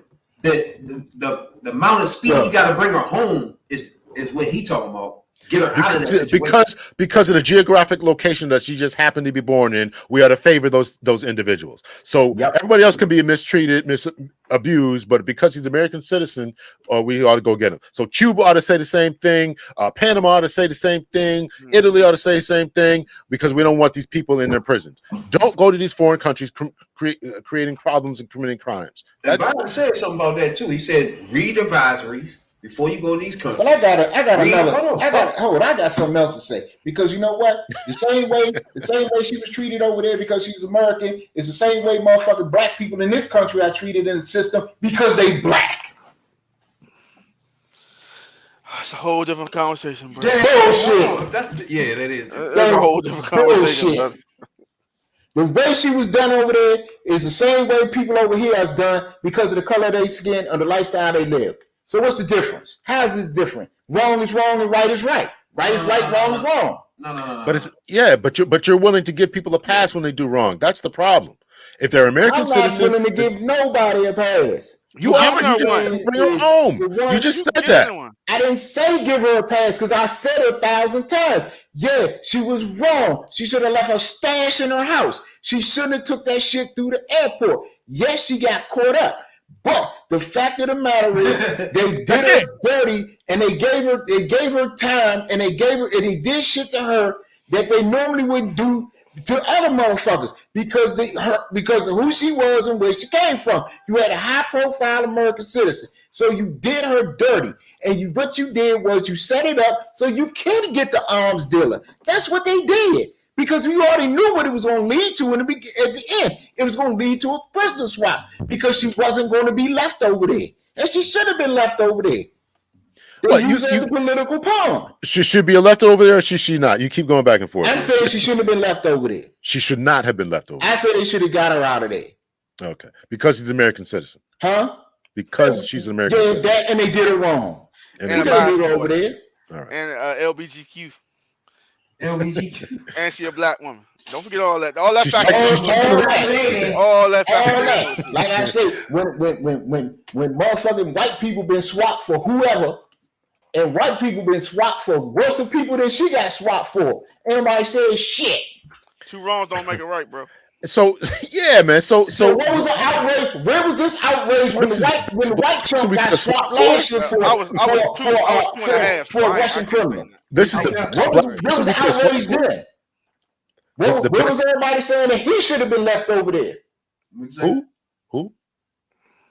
Who should have been left over there? When the white boy got swapped last year for a Russian criminal. All right. So this is the best. This is the best that we have in Black America is we can swap for a basketball player who makes no money every year, who doesn't. Okay. But she a Democrat, you know what I'm saying? Okay. I damn sure my car. I don't like. Hey, she gonna make a little tour. She gonna be with. She'll make some speeches. She'll make some speeches for him. I'm confused on both of y'all, really. No, you're not. You get it. I'm confused on everything. Nobody come from there. I get you now because they just don't like the fact that Brittney Griner to them is just worthless. Like worthless. Oh no, I'm not saying. Brittney Griner is not worth prison swapping motherfuckers for. Nah, she's not worth what we gave up. And then Tony have a problem with her sitting there. He wanted her to get out of there because the way they treat her. If she's an axe murderer from Utah, she killed 27 people over there in Russia. We don't care. She's an American citizen. Let's get her home. Goddamn right. And y'all saying that she took a fucking joint through the airport. She should have 10 years because she had one fucking vial of hash oil. That's all she had. That's one too many. Hey, they would give you shit in her suitcase. She didn't have a secret compartment, or she had motherfucking mules carrying her drugs through customs. She had a fucking vial of hash on. She wanted to get her motherfucking groove on. And y'all think she could get 10 years for that in a Russian prison? I don't give a fuck what they they would give you a lot of years for a piece of rock cocaine. Come on, man. You're thinking like an American. America was giving you a lot of years for I'm saying, look, you don't leave your motherfuckers over there in no goddamn Russian prison. What you say, man? I said America was giving you what 3-4 years for a little itty bitty piece of crack cocaine. So hey, ain't no difference. You know what I'm saying? Hey, it's Hey, you remember the '86 law? Your man Biden passed. That don't mean I don't think it was wrong. Don't forget that 1986 law. When they, some of these prison sentences were outrageous. Don't get me wrong now. Yeah, that's crazy, man. So I mean, but it is what it is. I appreciate you, Cap, man. Stop passing the joint, man. The Brittney and motherfucker radical real too. Oh, Deion Sanders. Y'all talking about him tonight or what? Fuck Deion. I wanted to talk about that. We talked about the other day. So why is fuck Deion? Real wanted to get deeper into it. So go ahead, Real. What do you want to talk about Deion Sanders? I'm just saying, bro. All right, look, man. He did a lot for Jackson State. They should be happy he went there and did that for him. They didn't improve shit else. Nobody tipped. No donations from the alumni. Mm-hmm. He had to give his salary back. He didn't get no bonuses for winning the SWAC. Mm-hmm. What do y'all want this man to do? And you telling me, and all y'all say this: if a motherfucker paying you $200,000, you can make $5 million. You ain't gonna chase this $5 million. Let's be real here. I don't give a fuck how much millions you got already, Tony. You gonna go chase this $5 million. But you just got on the WNBA players and say they shouldn't go chase $5 million overseas. Hey, look, I told her don't bring the joints with us. Hold on, wait a minute. You didn't say y'all just sit here and say they don't need to I didn't say that. Rabbit said chasing the $5 million overseas. That's a choice. Just like Deion made a choice to go to Colorado. What's the difference? $250,000 to $5 million is a big gap. And I doubt I doubt she was getting $1 million a game. So hey, it's whatever. I don't know what she was getting. She went over there chasing money just like he went to Colorado chasing the money. What you think about it, Cap? About Deion? First of all, everybody don't know. Deion Sanders working with HBCUs, and they ain't about to go to Colorado. He already went to Colorado, had an interview and everything. So he about to be Colorado head coach. And everybody don't know that's my team. You know what I'm saying? But that's now it's your team. Oh, you now Colorado your team now, huh? Let me guess. You was Cordell and Westbrook fan. I was this is Cordell. The Indian was there. Cordell Stewart, Rashad Salam. The Indian go to Colorado. The Hail Mary catch with Westbrook put that on the end zone. Look at it. I don't fault Deion for going because that's you make a choice what's best for your career. That's what you do. So they made him an offer. He felt he wanted the money, and he felt that was best for his career. He don't have to. I mean, everybody wanted him to stay at a HBCU. He didn't want to be the next Eddie Robinson. That's plain and simple. If he wanted to be the next Eddie Robinson, and you was looking for him to be the next Eddie Robinson, you was looking at the wrong person. Everybody know Deion on money. Deion been on money since before he was in the NFL. So what do you think he was going to do? It must be the money. I don't know. Cap, what you think? So I think that it was I'm very disappointed that Deion did that because he absolutely brought a lot of clout to Jackson State and to HBCUs. He had players wanting to go there. So the problems that he was facing as far as being burglarized a few times, the inadequate facilities, his presence there and his drawing attention was the answer to that. He brought, if I remember the numbers correctly, about $30 million to the city and about $100 million to the school. So that was only going to grow. You had more players interested in going to HBCUs to either play for Deion or to play against him. And that's the way that we get the environment, the community to grow and to go. As long as our individuals, people in our community continue to leave, whether it's professional athletes or whether it's doctors, lawyers, engineers, police officers, teachers, when they leave the community, they leave a trail of desperation and poverty behind them. And we need those people to be examples and role models within the community. Deion was that role model. He could have brought so much more. The security issues could have been stepped up. So much more could could have been done, and I'm disappointed that he left. So if he leaves, why should anybody else stay? We're all going to be chasing the money is what has drawn the black community down. It is what caused the brain drain in the black community. I hear chasing the money. I understand that, but he could have got the money to come in. It's a slow process, but we could have, he should have, and I wish that he would have just stayed in there. Let the money come to him because the money was coming. The advertisements was coming. No, it was coming. It was coming. It was not. That's why he When left. did Dion become the savior of HBCUs? Who is? When did Martin Luther King become Martin? When did Malcolm X become Malcolm? I'm saying you always had big time players. It's been big time players that came out of HBCUs before. Doug Williams played at Grambling. Steve McNair played at an HBCU. And you had so on and so on. Many places had HBCUs had big time people come out of it. Now with social media, was one of the greatest coaches that ever coached. He coached at Grambling. Now, because of social media, we can draw more attention to what's going on. And so this is the difference between Eddie Robinson and Steve McNair and Jerry Rice and all these other great players who played at HBCUs. We know that the talent is there.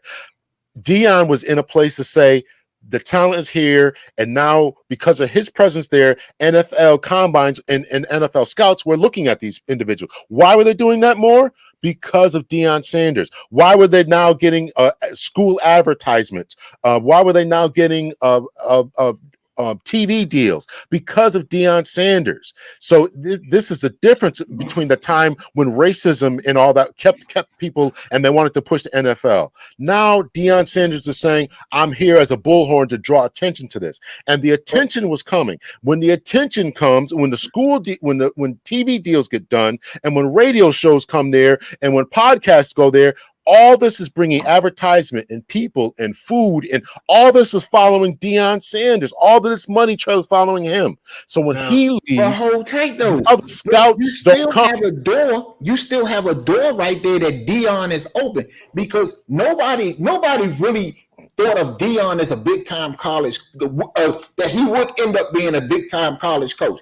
Now Deion is sit there and went from an HBCU to going to be the head coach of one of the top colleges in the country.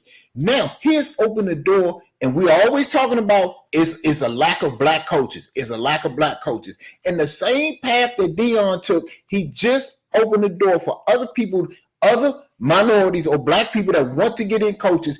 Yes, you can go to an HBCU and you can move to a Division I college and probably move to. He just opened the door. Either we got to protect and build up the black community, or we don't. Either we got to make sure that our communities thrive, or we don't. Now we got to make a decision about this. As black people, as black men, we got to make a decision. Either we're gonna stay in here or protect our community, build up our community, kick out the riffraff in our community, or we're gonna sell out to the highest bidder every single time. We got to make that decision. And so being pro back mean I'm pro broke, because that mean I'm gonna be broke. That's what you're telling me. No, we gotta be broke. Listen, how much money do we spend on buying Jordans? How much money do we spend going to Korean stores, Korean restaurants, and women put into their hair? How much money do we spend? I'm telling you, you want him to be a modern. You want him to lose over $4.5 million a year. That since you saying all this money is there, why nobody pay a salary to keep him there then? Why no owner come and say, you know what, you're doing this, we gonna go ahead and front you and start paying you real money. If all of them do that, then all the schools will have good coaches.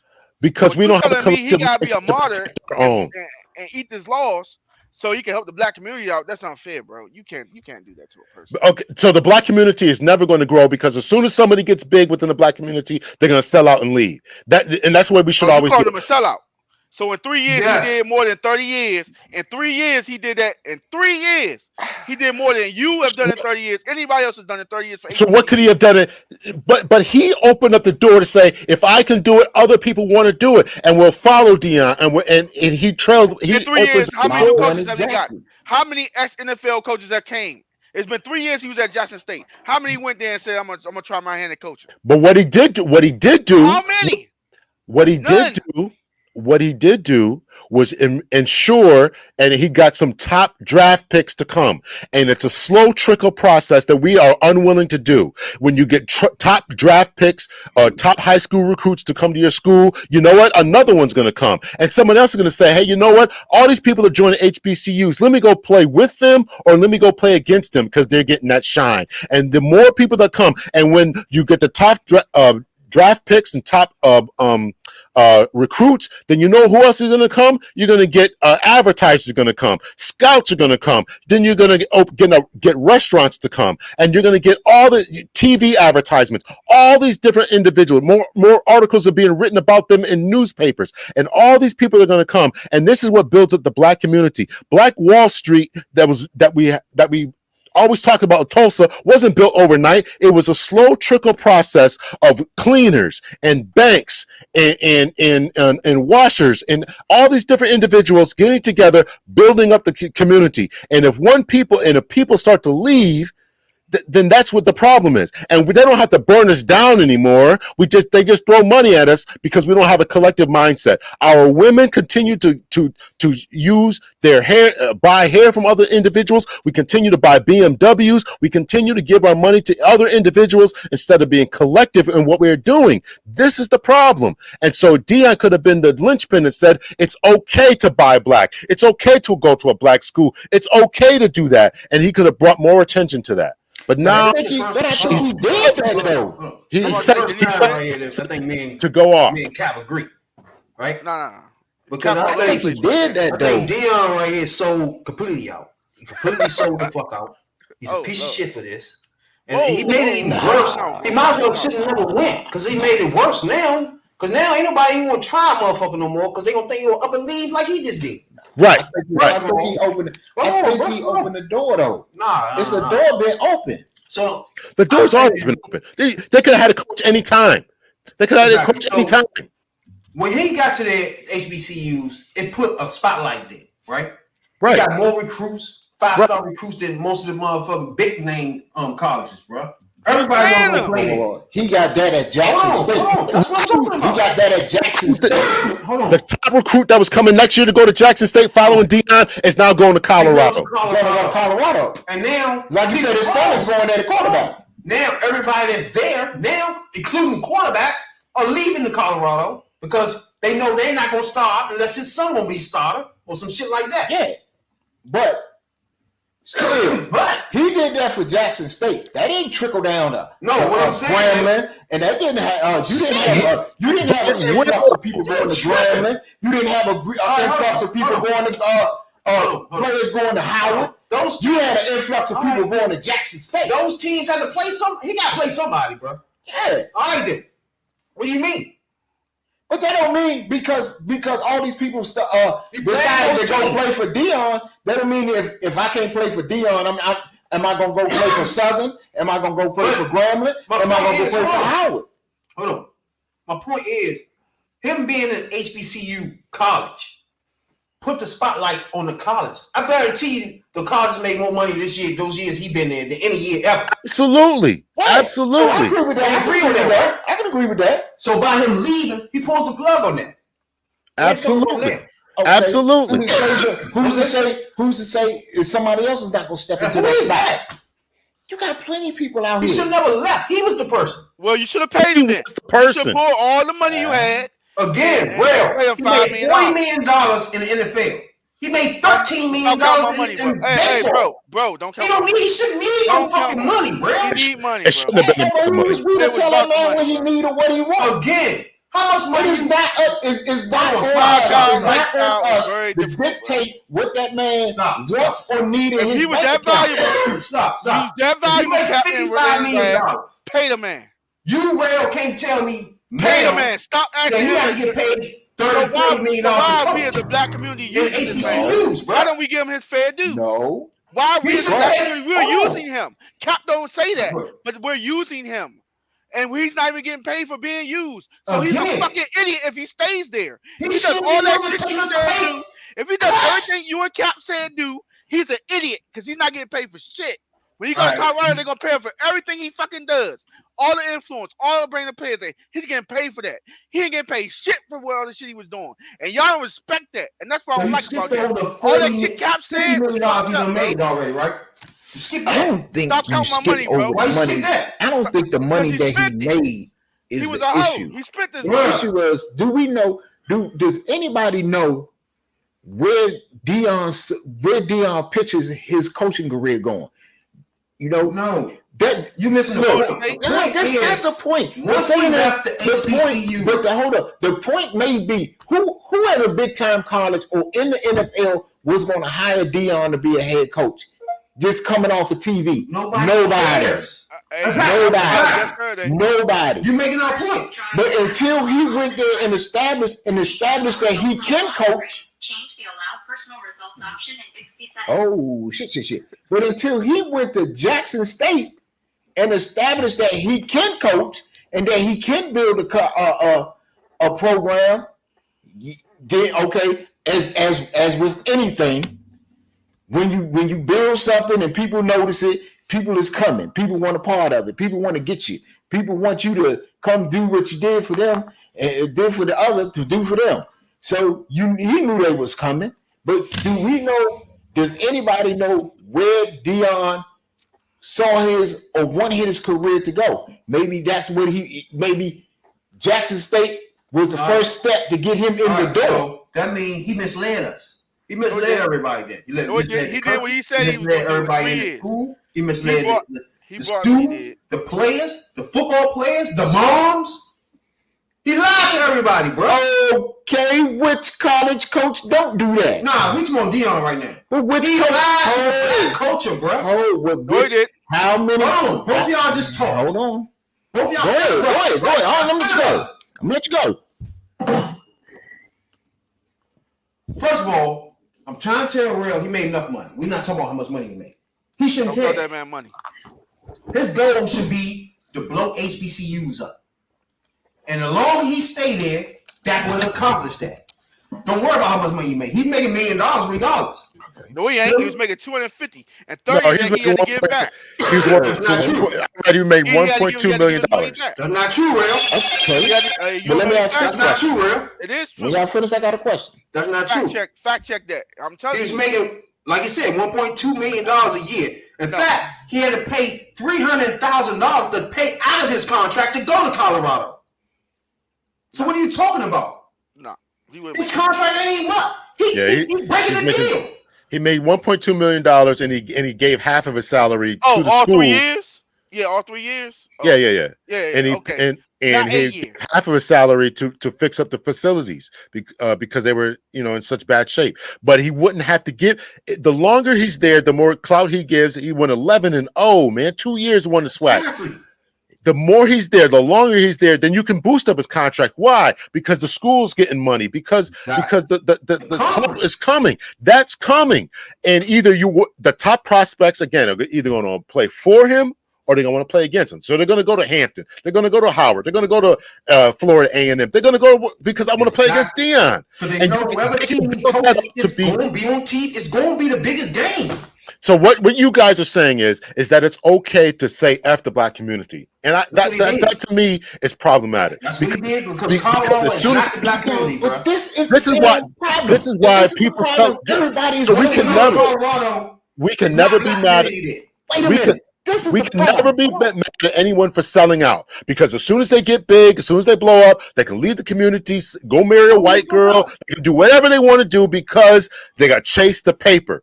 And what does that do for the black community? What does that do for the black men? What does that do for families? What does that do for black colleges? What does that do for small black-owned businesses? He turned his back on the black culture, bro. This is the point everybody is overlooking. This is the point. Everybody expecting Dion wanted Dion to be the savior of HBCUs. Tight. When has in this man's career, in his life that it has not been all about Dion, and it has been all about Dion, what Dion wants and money. It's all it's ever been about him. In his whole career, when he left Atlanta and went to the 49ers. He went to the 49ers for 1 year. They thought he was going to stay with the 49ers. No, he went to the Cowboys. Then he went here. He done jumped around his whole career. Did you expect anything different now? No, he wasn't talking like he's leaving nowhere, bro. What is he going to say? Yeah. Listen, what is he going to say? He didn't say I did 2 shows The man with Deion. said what people wanted to hear his whole career. Do you understand? He just went in people's living rooms, somebody's black living room, and told them, "Hey, bring your kid to my school," and they gone. What coach that recruits players haven't done that? I did 2 shows about All Deion. college coaches do that. On Deion right now, bro. I did 2 All shows. coaches, he's done nothing different than Saban has done. He has done nothing different than anyone has done. Let me tell you what Deion said, and I totally agree with Rabbit.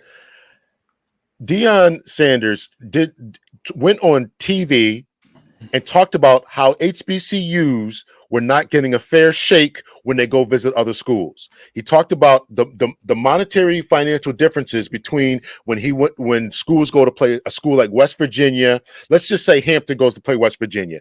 If they put it on TV, then the West Virginia University of West Virginia would get like $2 million, and then they would get the black HBCU would get like $400,000. They wouldn't even get $1 million. Exactly. Right. And so he went on broadcasting this, bringing light into and attention to it. And because he brought light and attention to it, that's why they got more deals. And the more he won, they got more deals, and they were able to get parity within that. So that's the clout that he brought. So now when he leaves, that attention that he brought is gone. That's what we're saying. And that becomes devastating to individuals. Why should I?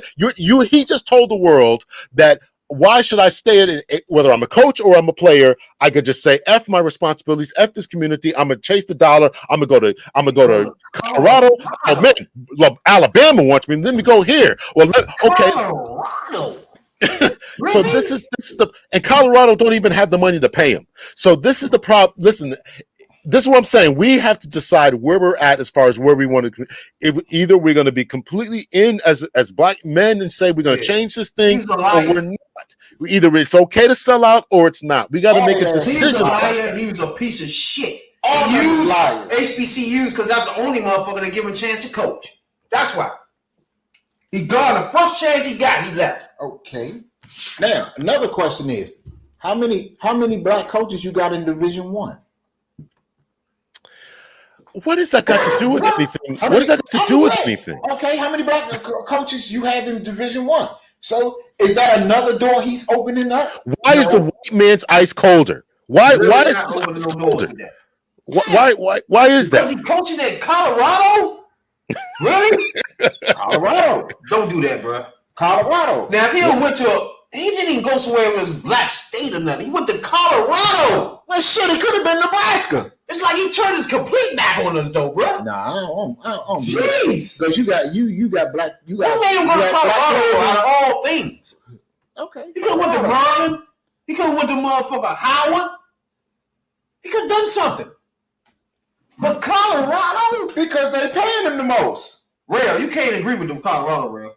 Yeah, and he's bringing all black coaches. Most. Why not? You can't, real. And he's bringing all black coaches with him. His whole coaching staff. Yeah, that's gonna be only black people in the state, though. Hey, look.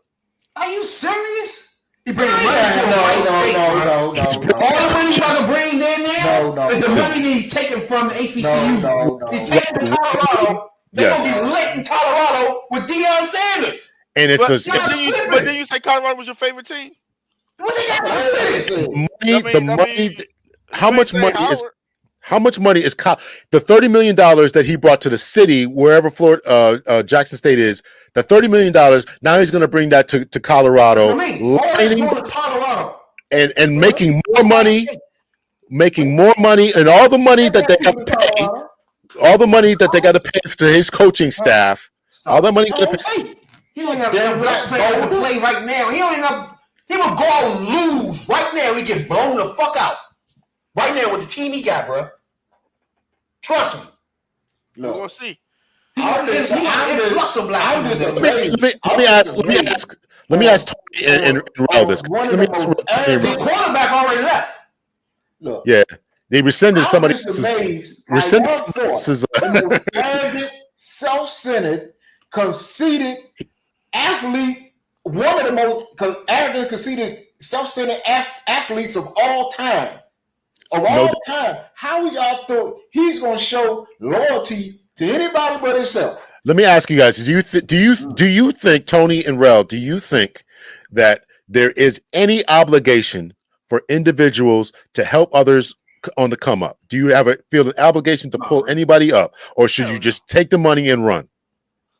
If I can do it, you can do it. I agree with you. I think you do have sort of an obligation to help those under you. If you came up and you know how people are struggling and you've seen how people are struggling and you have went through the struggle that other people have been through, yes, you do have a kind of an obligation to help other people along. But by the same token, he has put a spotlight. You can say Deion has put a spotlight on HBCUs. Yeah. He has. That spotlight is gone. He has done that. But now, okay, it's people, going on about he's a sellout. This you just got to the point where people just got to say fuck Deion, and the next person has got to step in there. When LeBron James is playing high school basketball, they would put his games, because he was such a superstar. They put his games on ESPN. I was watching it. I'm like, who is this kid everyone's talking about? Yeah. Has there been a high school game featuring somebody that particular high school like LeBron James since then? No, not even that high school. So the spotlight, particularly that high school, no. Because LeBron James isn't there, people follow the clout, they follow the money. They follow the clout and they follow the money. So now that he's gone, how much press has he been gotten? He's been on Twitter every day. He's been on news every day. He's been at ESPN. We're talking about him leaving. Nobody's going to talk about Jackson State anymore. Nobody's going to talk about that anymore. They're going to talk about what he's doing to Colorado. They're going to follow him. Bring Jackson State up no more, bro. They done. No, they're not. Like, they ain't going to say HBCUs no more. The conversation is over. No, bro. because you still get that conversation is completely. You get the Heritage Bowl. You still got the Heritage Bowl, which is on national TV every year. He's in Colorado. You get the Southern Grambling game. You still got HBCUs that got names. You got Howard. You got Grambling. You got Southern. You got Florida A&M. One of them. Something like that. There's something he said. There's something he said in his speech in his league. I just ain't like that. Deion didn't look. There were HBCUs and they was doing their thing before Deion. They'll do their thing after Deion. He said the spotlight ain't there, but you know what? They weren't doing their thing. Somebody will bring the spotlight back. They weren't doing their thing. This is the point. HBCUs have been traditionally, there's numerous articles been written about this. They've traditionally been underfunded in comparison to PWIs. Jackson State would not get the same money statistically or proportionally than Mississippi State. Right, both of those are in Mississippi. So they weren't doing their thing. This is what he tried to bring a spotlight on. The funding wasn't there. Obama didn't fund them correctly. Trump talked about giving them more money. I believe he did actually give HBCUs more money. So this is why they're so poor. There's numerous articles been written about this, how they've been underfunded, right? So they haven't gotten the dowries from they haven't been they haven't getting the television broadcast. They haven't been getting money from donors, people, graduates, alumni. Nobody donates, right?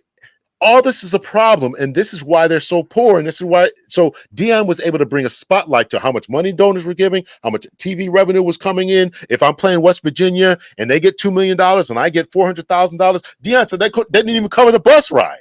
$400,000 don't even cover the bus ride. So this is what he was able to do, and him doing that. So you saying now that he ain't there, it ain't done? He shined a light on it. There's a problem. So you know there's a problem, and you know he's the only black person that can go down there and help this out. But so why should anybody else do it? HBCUs then? Why should anybody else do it? Because everybody can be better than Deion. So why Lovie Smith, when he got fired from Illinois, why he didn't go down there and coach? What's the incentive for somebody else to do something like this when it's obvious that Maybe they can do it not better. good because he left so quick. No. The To incentive. Colorado. Okay. The incentive. The incentive My is this. whole point- This Why is not the be incentive. Why The not be next different? person may care more than Deion cares. That's you the go. incentive. Why So the Dolphins right to coach say didn't go he there? was a sellout. We're right to say that. No, you just 'Cause want him to be a sellout. Because if anybody think Deion ain't about Deion and Deion ain't about that dollar, So this is what I'm saying. I don't know if y'all thought Deion Why changed. did Captain Hunter be a sellout? Why did you be a police officer? Why don't pay you $50 a week for you to be a police officer compared to your salary? You're a sellout then. When is he Why having not done? pay you more than what you were getting worth? Why didn't you do that and donate the rest of your salary to the black cause? $50 a week for you to be a police officer. You do that. That's a comparison of him taking that choice. You take $50 a week, all black police officers to cut their salaries in half and donate that shit to the black cause. That's how you sound right now. That's how all y'all sound. All I'm saying is this. Hey, look. I see all points of the argument. You know, some people say he should have stayed and he should have stuck it out because he was somebody that could have really elevated HBCU. Damn. I see that. But I also see Deion and have seen him his whole career, and I see Deion for what he is. Deion has always been a money chaser. Deion has always been about Deion. So you agree? When Deion say the reason he don't make tackles was a business decision. So you agree that he rolled out for the money. I said it. He chased the money. That's what I was saying. So you agree with us then? The whole time you arguing with us, but you agree with us. My argument was, how did y'all the black coach? How did you not see use for the money? Wait a minute, how did you not see it coming? That's my whole point. How was everybody expecting Deion to be the savior of HBCU when Deion is only about Deion? And he was doing a good job. He was doing a good job until somebody wrote him a bigger check. And when somebody wrote him a bigger check in Colorado, guess what? Deion is rolling out of Colorado. That's the problem with why we're calling him a sellout, because as long as somebody has a bigger check, they can always pull us away. And if he sell out his whole career. The reason HBCUs get the top prospects and athletes is because they would traditionally have been underfunded. If we would fund them correctly, and the more money that would follow those top prospects and athletes, then we could build up all of these. The reason that these schools are so big, the reason Michigan and Notre Dame, is because of the football programs, right? They're really bastions of educational experiences. It's because of the football. In college, you got those individuals and the basketball program fund everything. Yeah, and the HBCUs ain't getting none of that. Right. In college sports, the only sports that matter and the only sports that make money is football and basketball. Those two sports fund all the other sports, down to soccer, lacrosse, tennis, badminton, volleyball, and all that shit. All that shit feeds off of what football and basketball makes. And the college overall, its financial welfare is basically funded by them two sports. So, yeah, and it's worse than HBCU. But I'm just saying, if anybody didn't see this coming with Deion, and so Deion was going to seriously stick it out, and that whoever write him the bigger check, he wasn't going to roll with it. Y'all don't know Deion Sanders then. Yeah, man. I think y'all want that man to be the Black Jesus of sports, HBCUs. When it's not just him in the world, there's a lot of black men out there. In 3 years, then nobody followed him and come down there and said, let's redo this. None of the coaches who were having a hard time in the NFL say, you know what, I'm going to take a pay cut, go do it. But why would y'all ask him to do that? So it sounds a little bit hypocritical to me. If he the only one that went there, why everybody else didn't go? T.O. could have tried to get her a coach job at Savannah State.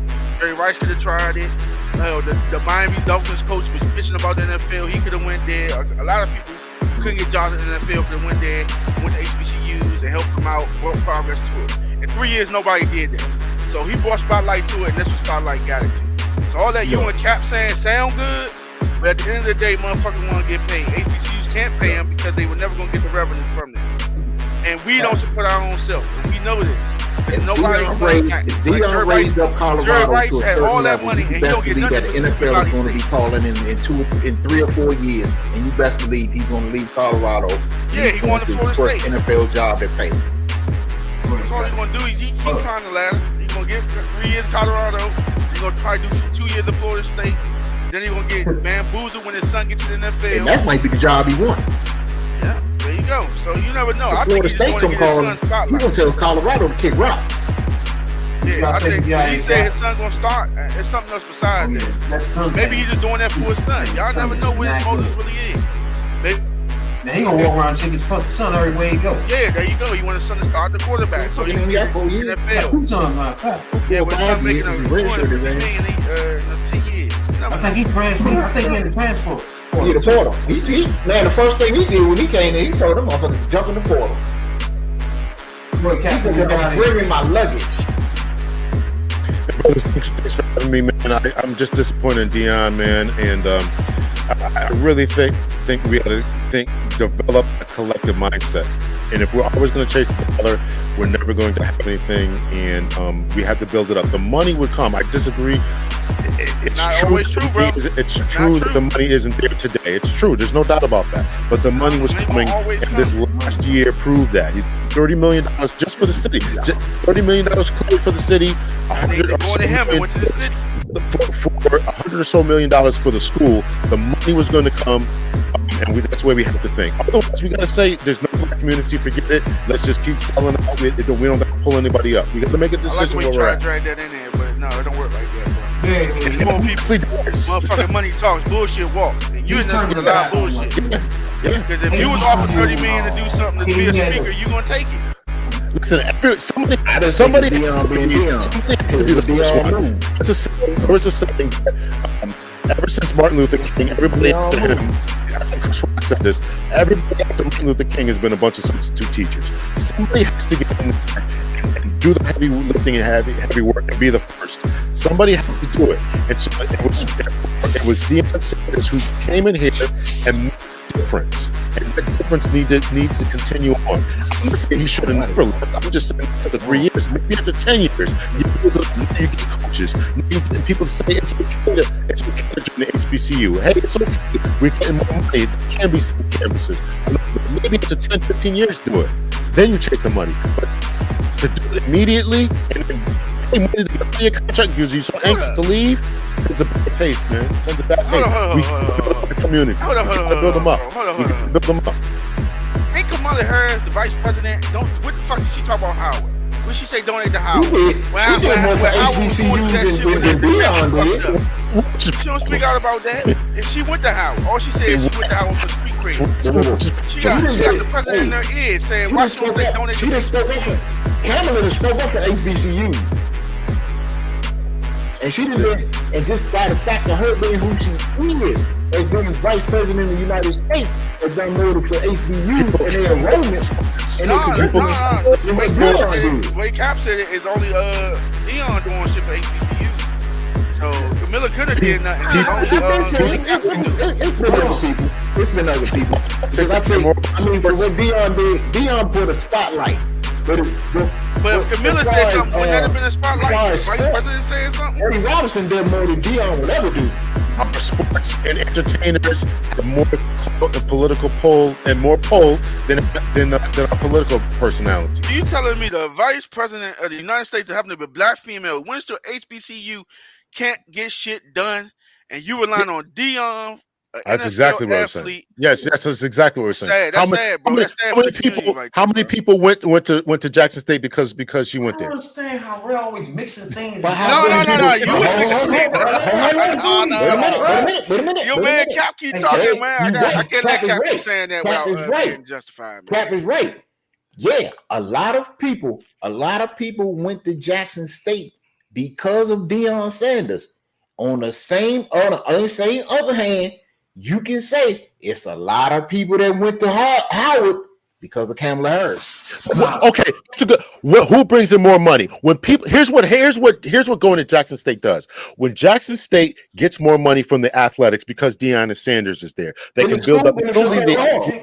They can build up not only the athletics department, but they can build up the educational department, and then because they get better equipment, more teachers want to go there, so you can pay the teachers more. So it becomes a ripple effect. It becomes a snowball effect. That one thing, the sport. This is how Michigan, Notre Dame, Syracuse became these even UConn, University of Connecticut, where I live at. The reason that UConn is now seen as this educational bastion isn't because of the educators who work there. It's because of the basketball teams of the 1990s. That's how you're building them up, and that's what we're saying that Dina could have done for Jackson State. He could have done that for Jackson State, building them up the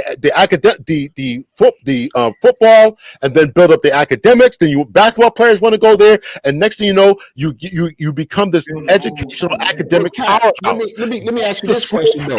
We want it to happen. You leave, success isn't there anymore. That's what we're trying to say about alumni.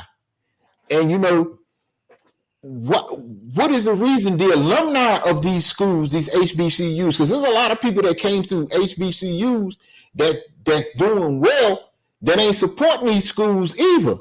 And should.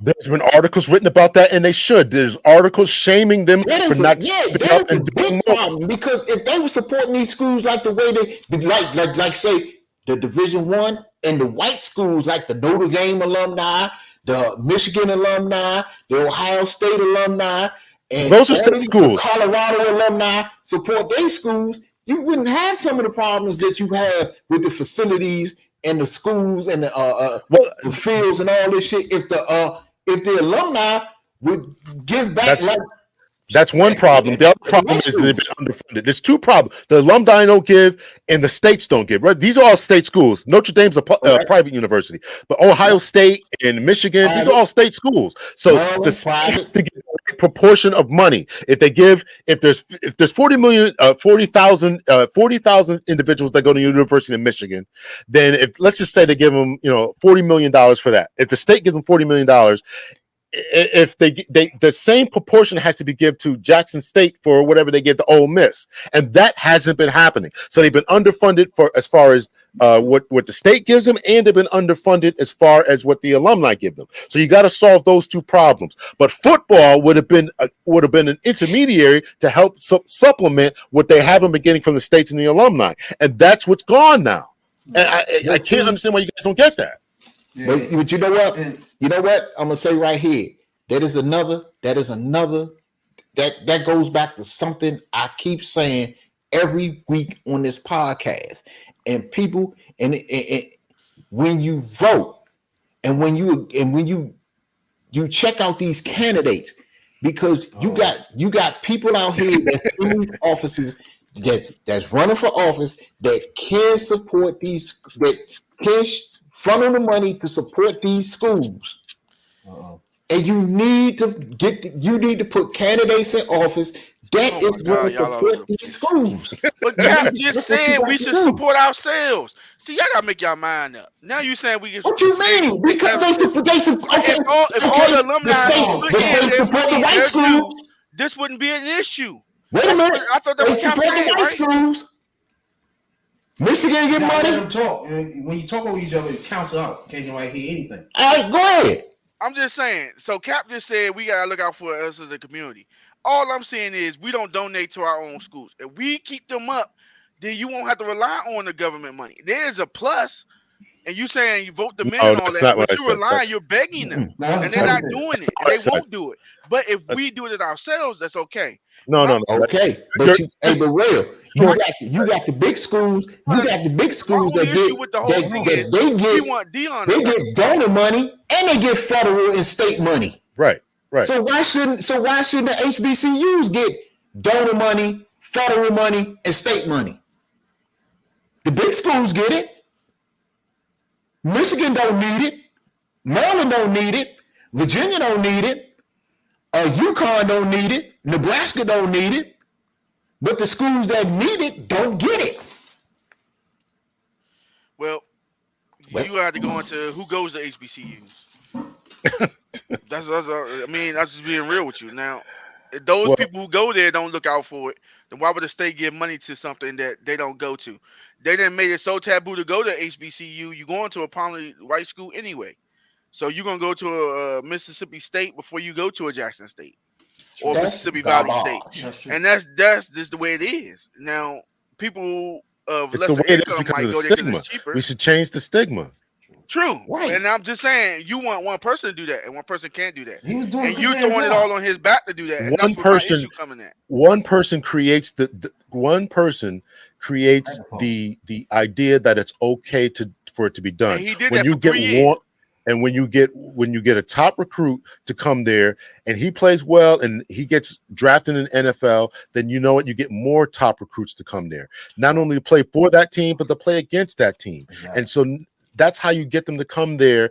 That's why, that's how you get them to come there. Why do these schools, why does Oklahoma and Alabama show you the world when you get there? Because they want you to come, and they have the money to do it. No. So you saying because Deion had a slick tongue, and he know how to spit that game to these parents, and most of these parents probably grew up watching them, and he go in their household, you sit down in front of them and spit that game, that primetime game, or Coach Prime as you like to call. You think that he shouldn't be rewarded for that skill? That he know how to recruit? Of course. He's relatable. Yes, we think that. Nobody's saying he should be paid. No, you don't. Because I don't hear you saying a private benefactor donating, hey, look, they giving you $5, we're going to give you $6. Until you got more money than Elon Musk, you ain't got enough. Well, I'm certainly saying that Deion should be paid, and we're also saying is that this was the chance, or a chance, not maybe not the only one. Maybe it'll come up in another couple of years. You may be right about that. But here's what we know is that this was a chance right now to really do something special for HBCUs. And what he showed the world is, I'm not sticking around, and it's okay to sell out. It's okay to sell out, and all these top recruits who are coming here to think or thinking about going here. You don't have to come here. You can always sell out, and next time you get you don't have to honor contracts and all this kind of stuff. And I think hasn't that always been Deion's MO? Not only sold out, he had a contract to buy. We have to turn. Always been his MO. When are we going to turn the corner and say, we got to protect Black people, Black communities, and Black HBCUs? When is that going to happen? When? The problem is this. Y'all asking that leopard to change his spot. That leopard is not going to change his spots. Deion is always going to chase money. Because when the next person that come along that offer him more money than what Colorado was paying him, he's ready. It's like I've been saying it all along. Deion is a paper chaser. Last week when I was on, we celebrated Rosa Parks, who was the first person or one of the people to come on and say enough is enough. It takes one person to say that. You have to be orchestrated to say we have to protect our individuals, have to protect our rights, and have to protect the rights of individuals. You know what? HBCUs turn out a vast number of individuals who become teachers, lawyers, engineers, and doctors, because a lot of them don't go to or can't get into these other PWIs. So if we want to build them up, give them the clout, the recognition that comes through sports, whether we like it or not. It doesn't come through careers. It doesn't come through politics. It comes through sports, which brings in the money. Sports brings the money. That's what it is. That's what it is. There's very few schools in this country that we give a complete 100% validation towards just academics, right? Maybe Johns Hopkins. Nobody thinks about them when they think about Yale or something like that, right? Yeah, even Yale has athletics, right? The Harvard Yale game has that. There's even Stanford over in California, still known for its sports. How many schools are only known for just being an academic bastion? So academics, politics don't do it. You want to be a big school, you got to get a sports team. And it ain't even basketball, it's football. Yeah, it's football. That's why the Big East broke up. It's over sports. It's over sports. The Big East, where UConn was playing, Syracuse, St. John's, all these different. Because you know why? Because these schools wanted to get more money. They wanted to become football schools. That's why UConn left. Syracuse went to the ACC. BC, Boston College was a powerhouse at that time. Went to the ACC because they wanted to join. Because sports and football is where it's at. That's where it's at. And but see, the thing about the Big East, and this is another subject for real, is they tried to go beyond their means. See, they got into big time sports. They tried to go into big time arenas, like Madison Square Garden, but they were that when UConn, Syracuse, they couldn't maintain that. But they couldn't maintain it because of football. That's why they broke up. At one time, the Big East was bigger than the ACC. At one time, it was bigger than ACC. Yep. Yeah, because one time what they had, Miami, West Virginia. It was UConn, St. John's, Syracuse, Seton Hall. Basketball. One time they had like five teams in the top 10. Yep. So it was, but they got greedy and they wanted to become football schools. Yep. Because football is where it's at, and Dion was that linchpin to bring it. To bring, imagine the swag. These black colleges being as big as the ACC is in basketball, right? Or the ACC in football, or the Big Ten in football. Or what if he would have stayed there and convinced other people to come, like Jerry Rice, coach one of the teams? But you know what? You know what I'm saying? He could have Mike Singletary, come on in with me and get start coaching. You know what I'm saying? Blow this thing up. He left. But blow it up. Put the fire out on his way out. Like, damn, bro. I hope that Mike Singletary and Lovey Smith, I hope they do go. I hope they do go. This is another issue. Where pick up where Dion left off. Exactly. I hope that they do it, and but you can't do it for the money because you're not going to get paid. You got to get for the money. Okay. Activism equals no money. That's what you're telling me. But look, we're stopping us right now for real because as long as we have mentality, would never be. As long as we had that mentality, would never get it. We will. And that money is out there. When we gonna get it? Because we're always selling out. When people realize that we're making a sacrifice and you got to pay us for that sacrifice.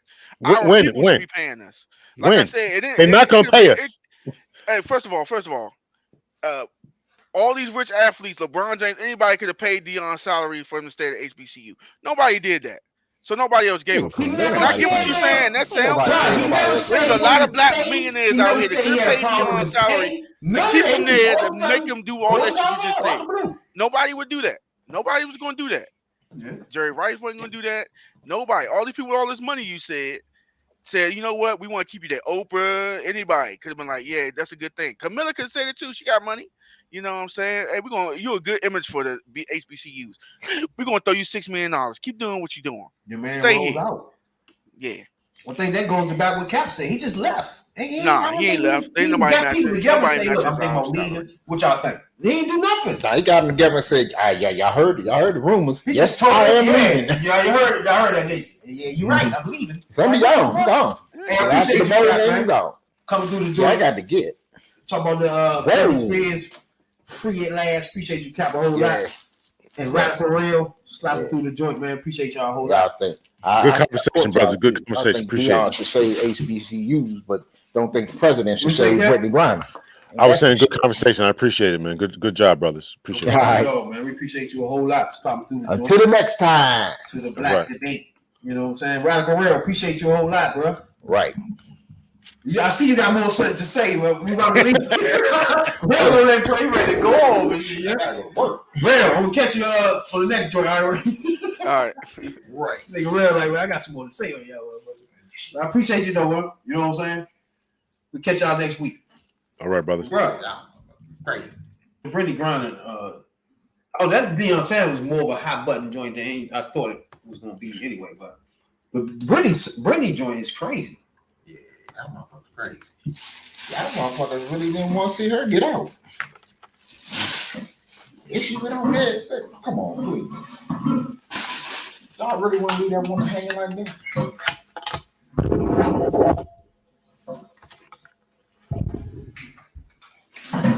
It wasn't about she got swapped. It was swapped. Them niggas don't like Democrats. We ain't worried about that. Them niggas do not like You Democrats. can't leave that woman over there like that. And you know what she got. You know what they gonna do. And y'all wanna. Now she went over there. She did the crime. Bullshit. Shit, well, sound like more police than cat. Say police. Oh shit. Man, I was serious about that shit. I don't believe that shit. Oh, y'all swapped her for a basketball player. Ain't about a basketball player. She's an American citizen. You don't want a motherfucker over there. Fuck y'all up. They gonna starve the bitch to death. Might whoop her ass. You see, they already made it. You got 12 minutes. You got 12 minutes. Yeah. Man. One thing about politics, they don't change it to 17 minutes. 17? One thing about politics, bro. Hold up. One thing about politics, man, you just constantly keep going like a motherfucker, bro. No bullshit. That was I couldn't believe that shit. They was like, man, we didn't get enough. You got her out of there. Oh, what? We didn't get enough for her. Nah, them niggas ain't gonna really. They don't give a fuck about that at all. Niggas trying to do shit. I ain't never seen no shit like that. That was true Republican. Like I said, when the white boy, when they swap the criminal for the white boy, nobody say shit. True Republican. Now you got a black woman, a black lesbian woman who took a knee. That was the problem. Oh, well,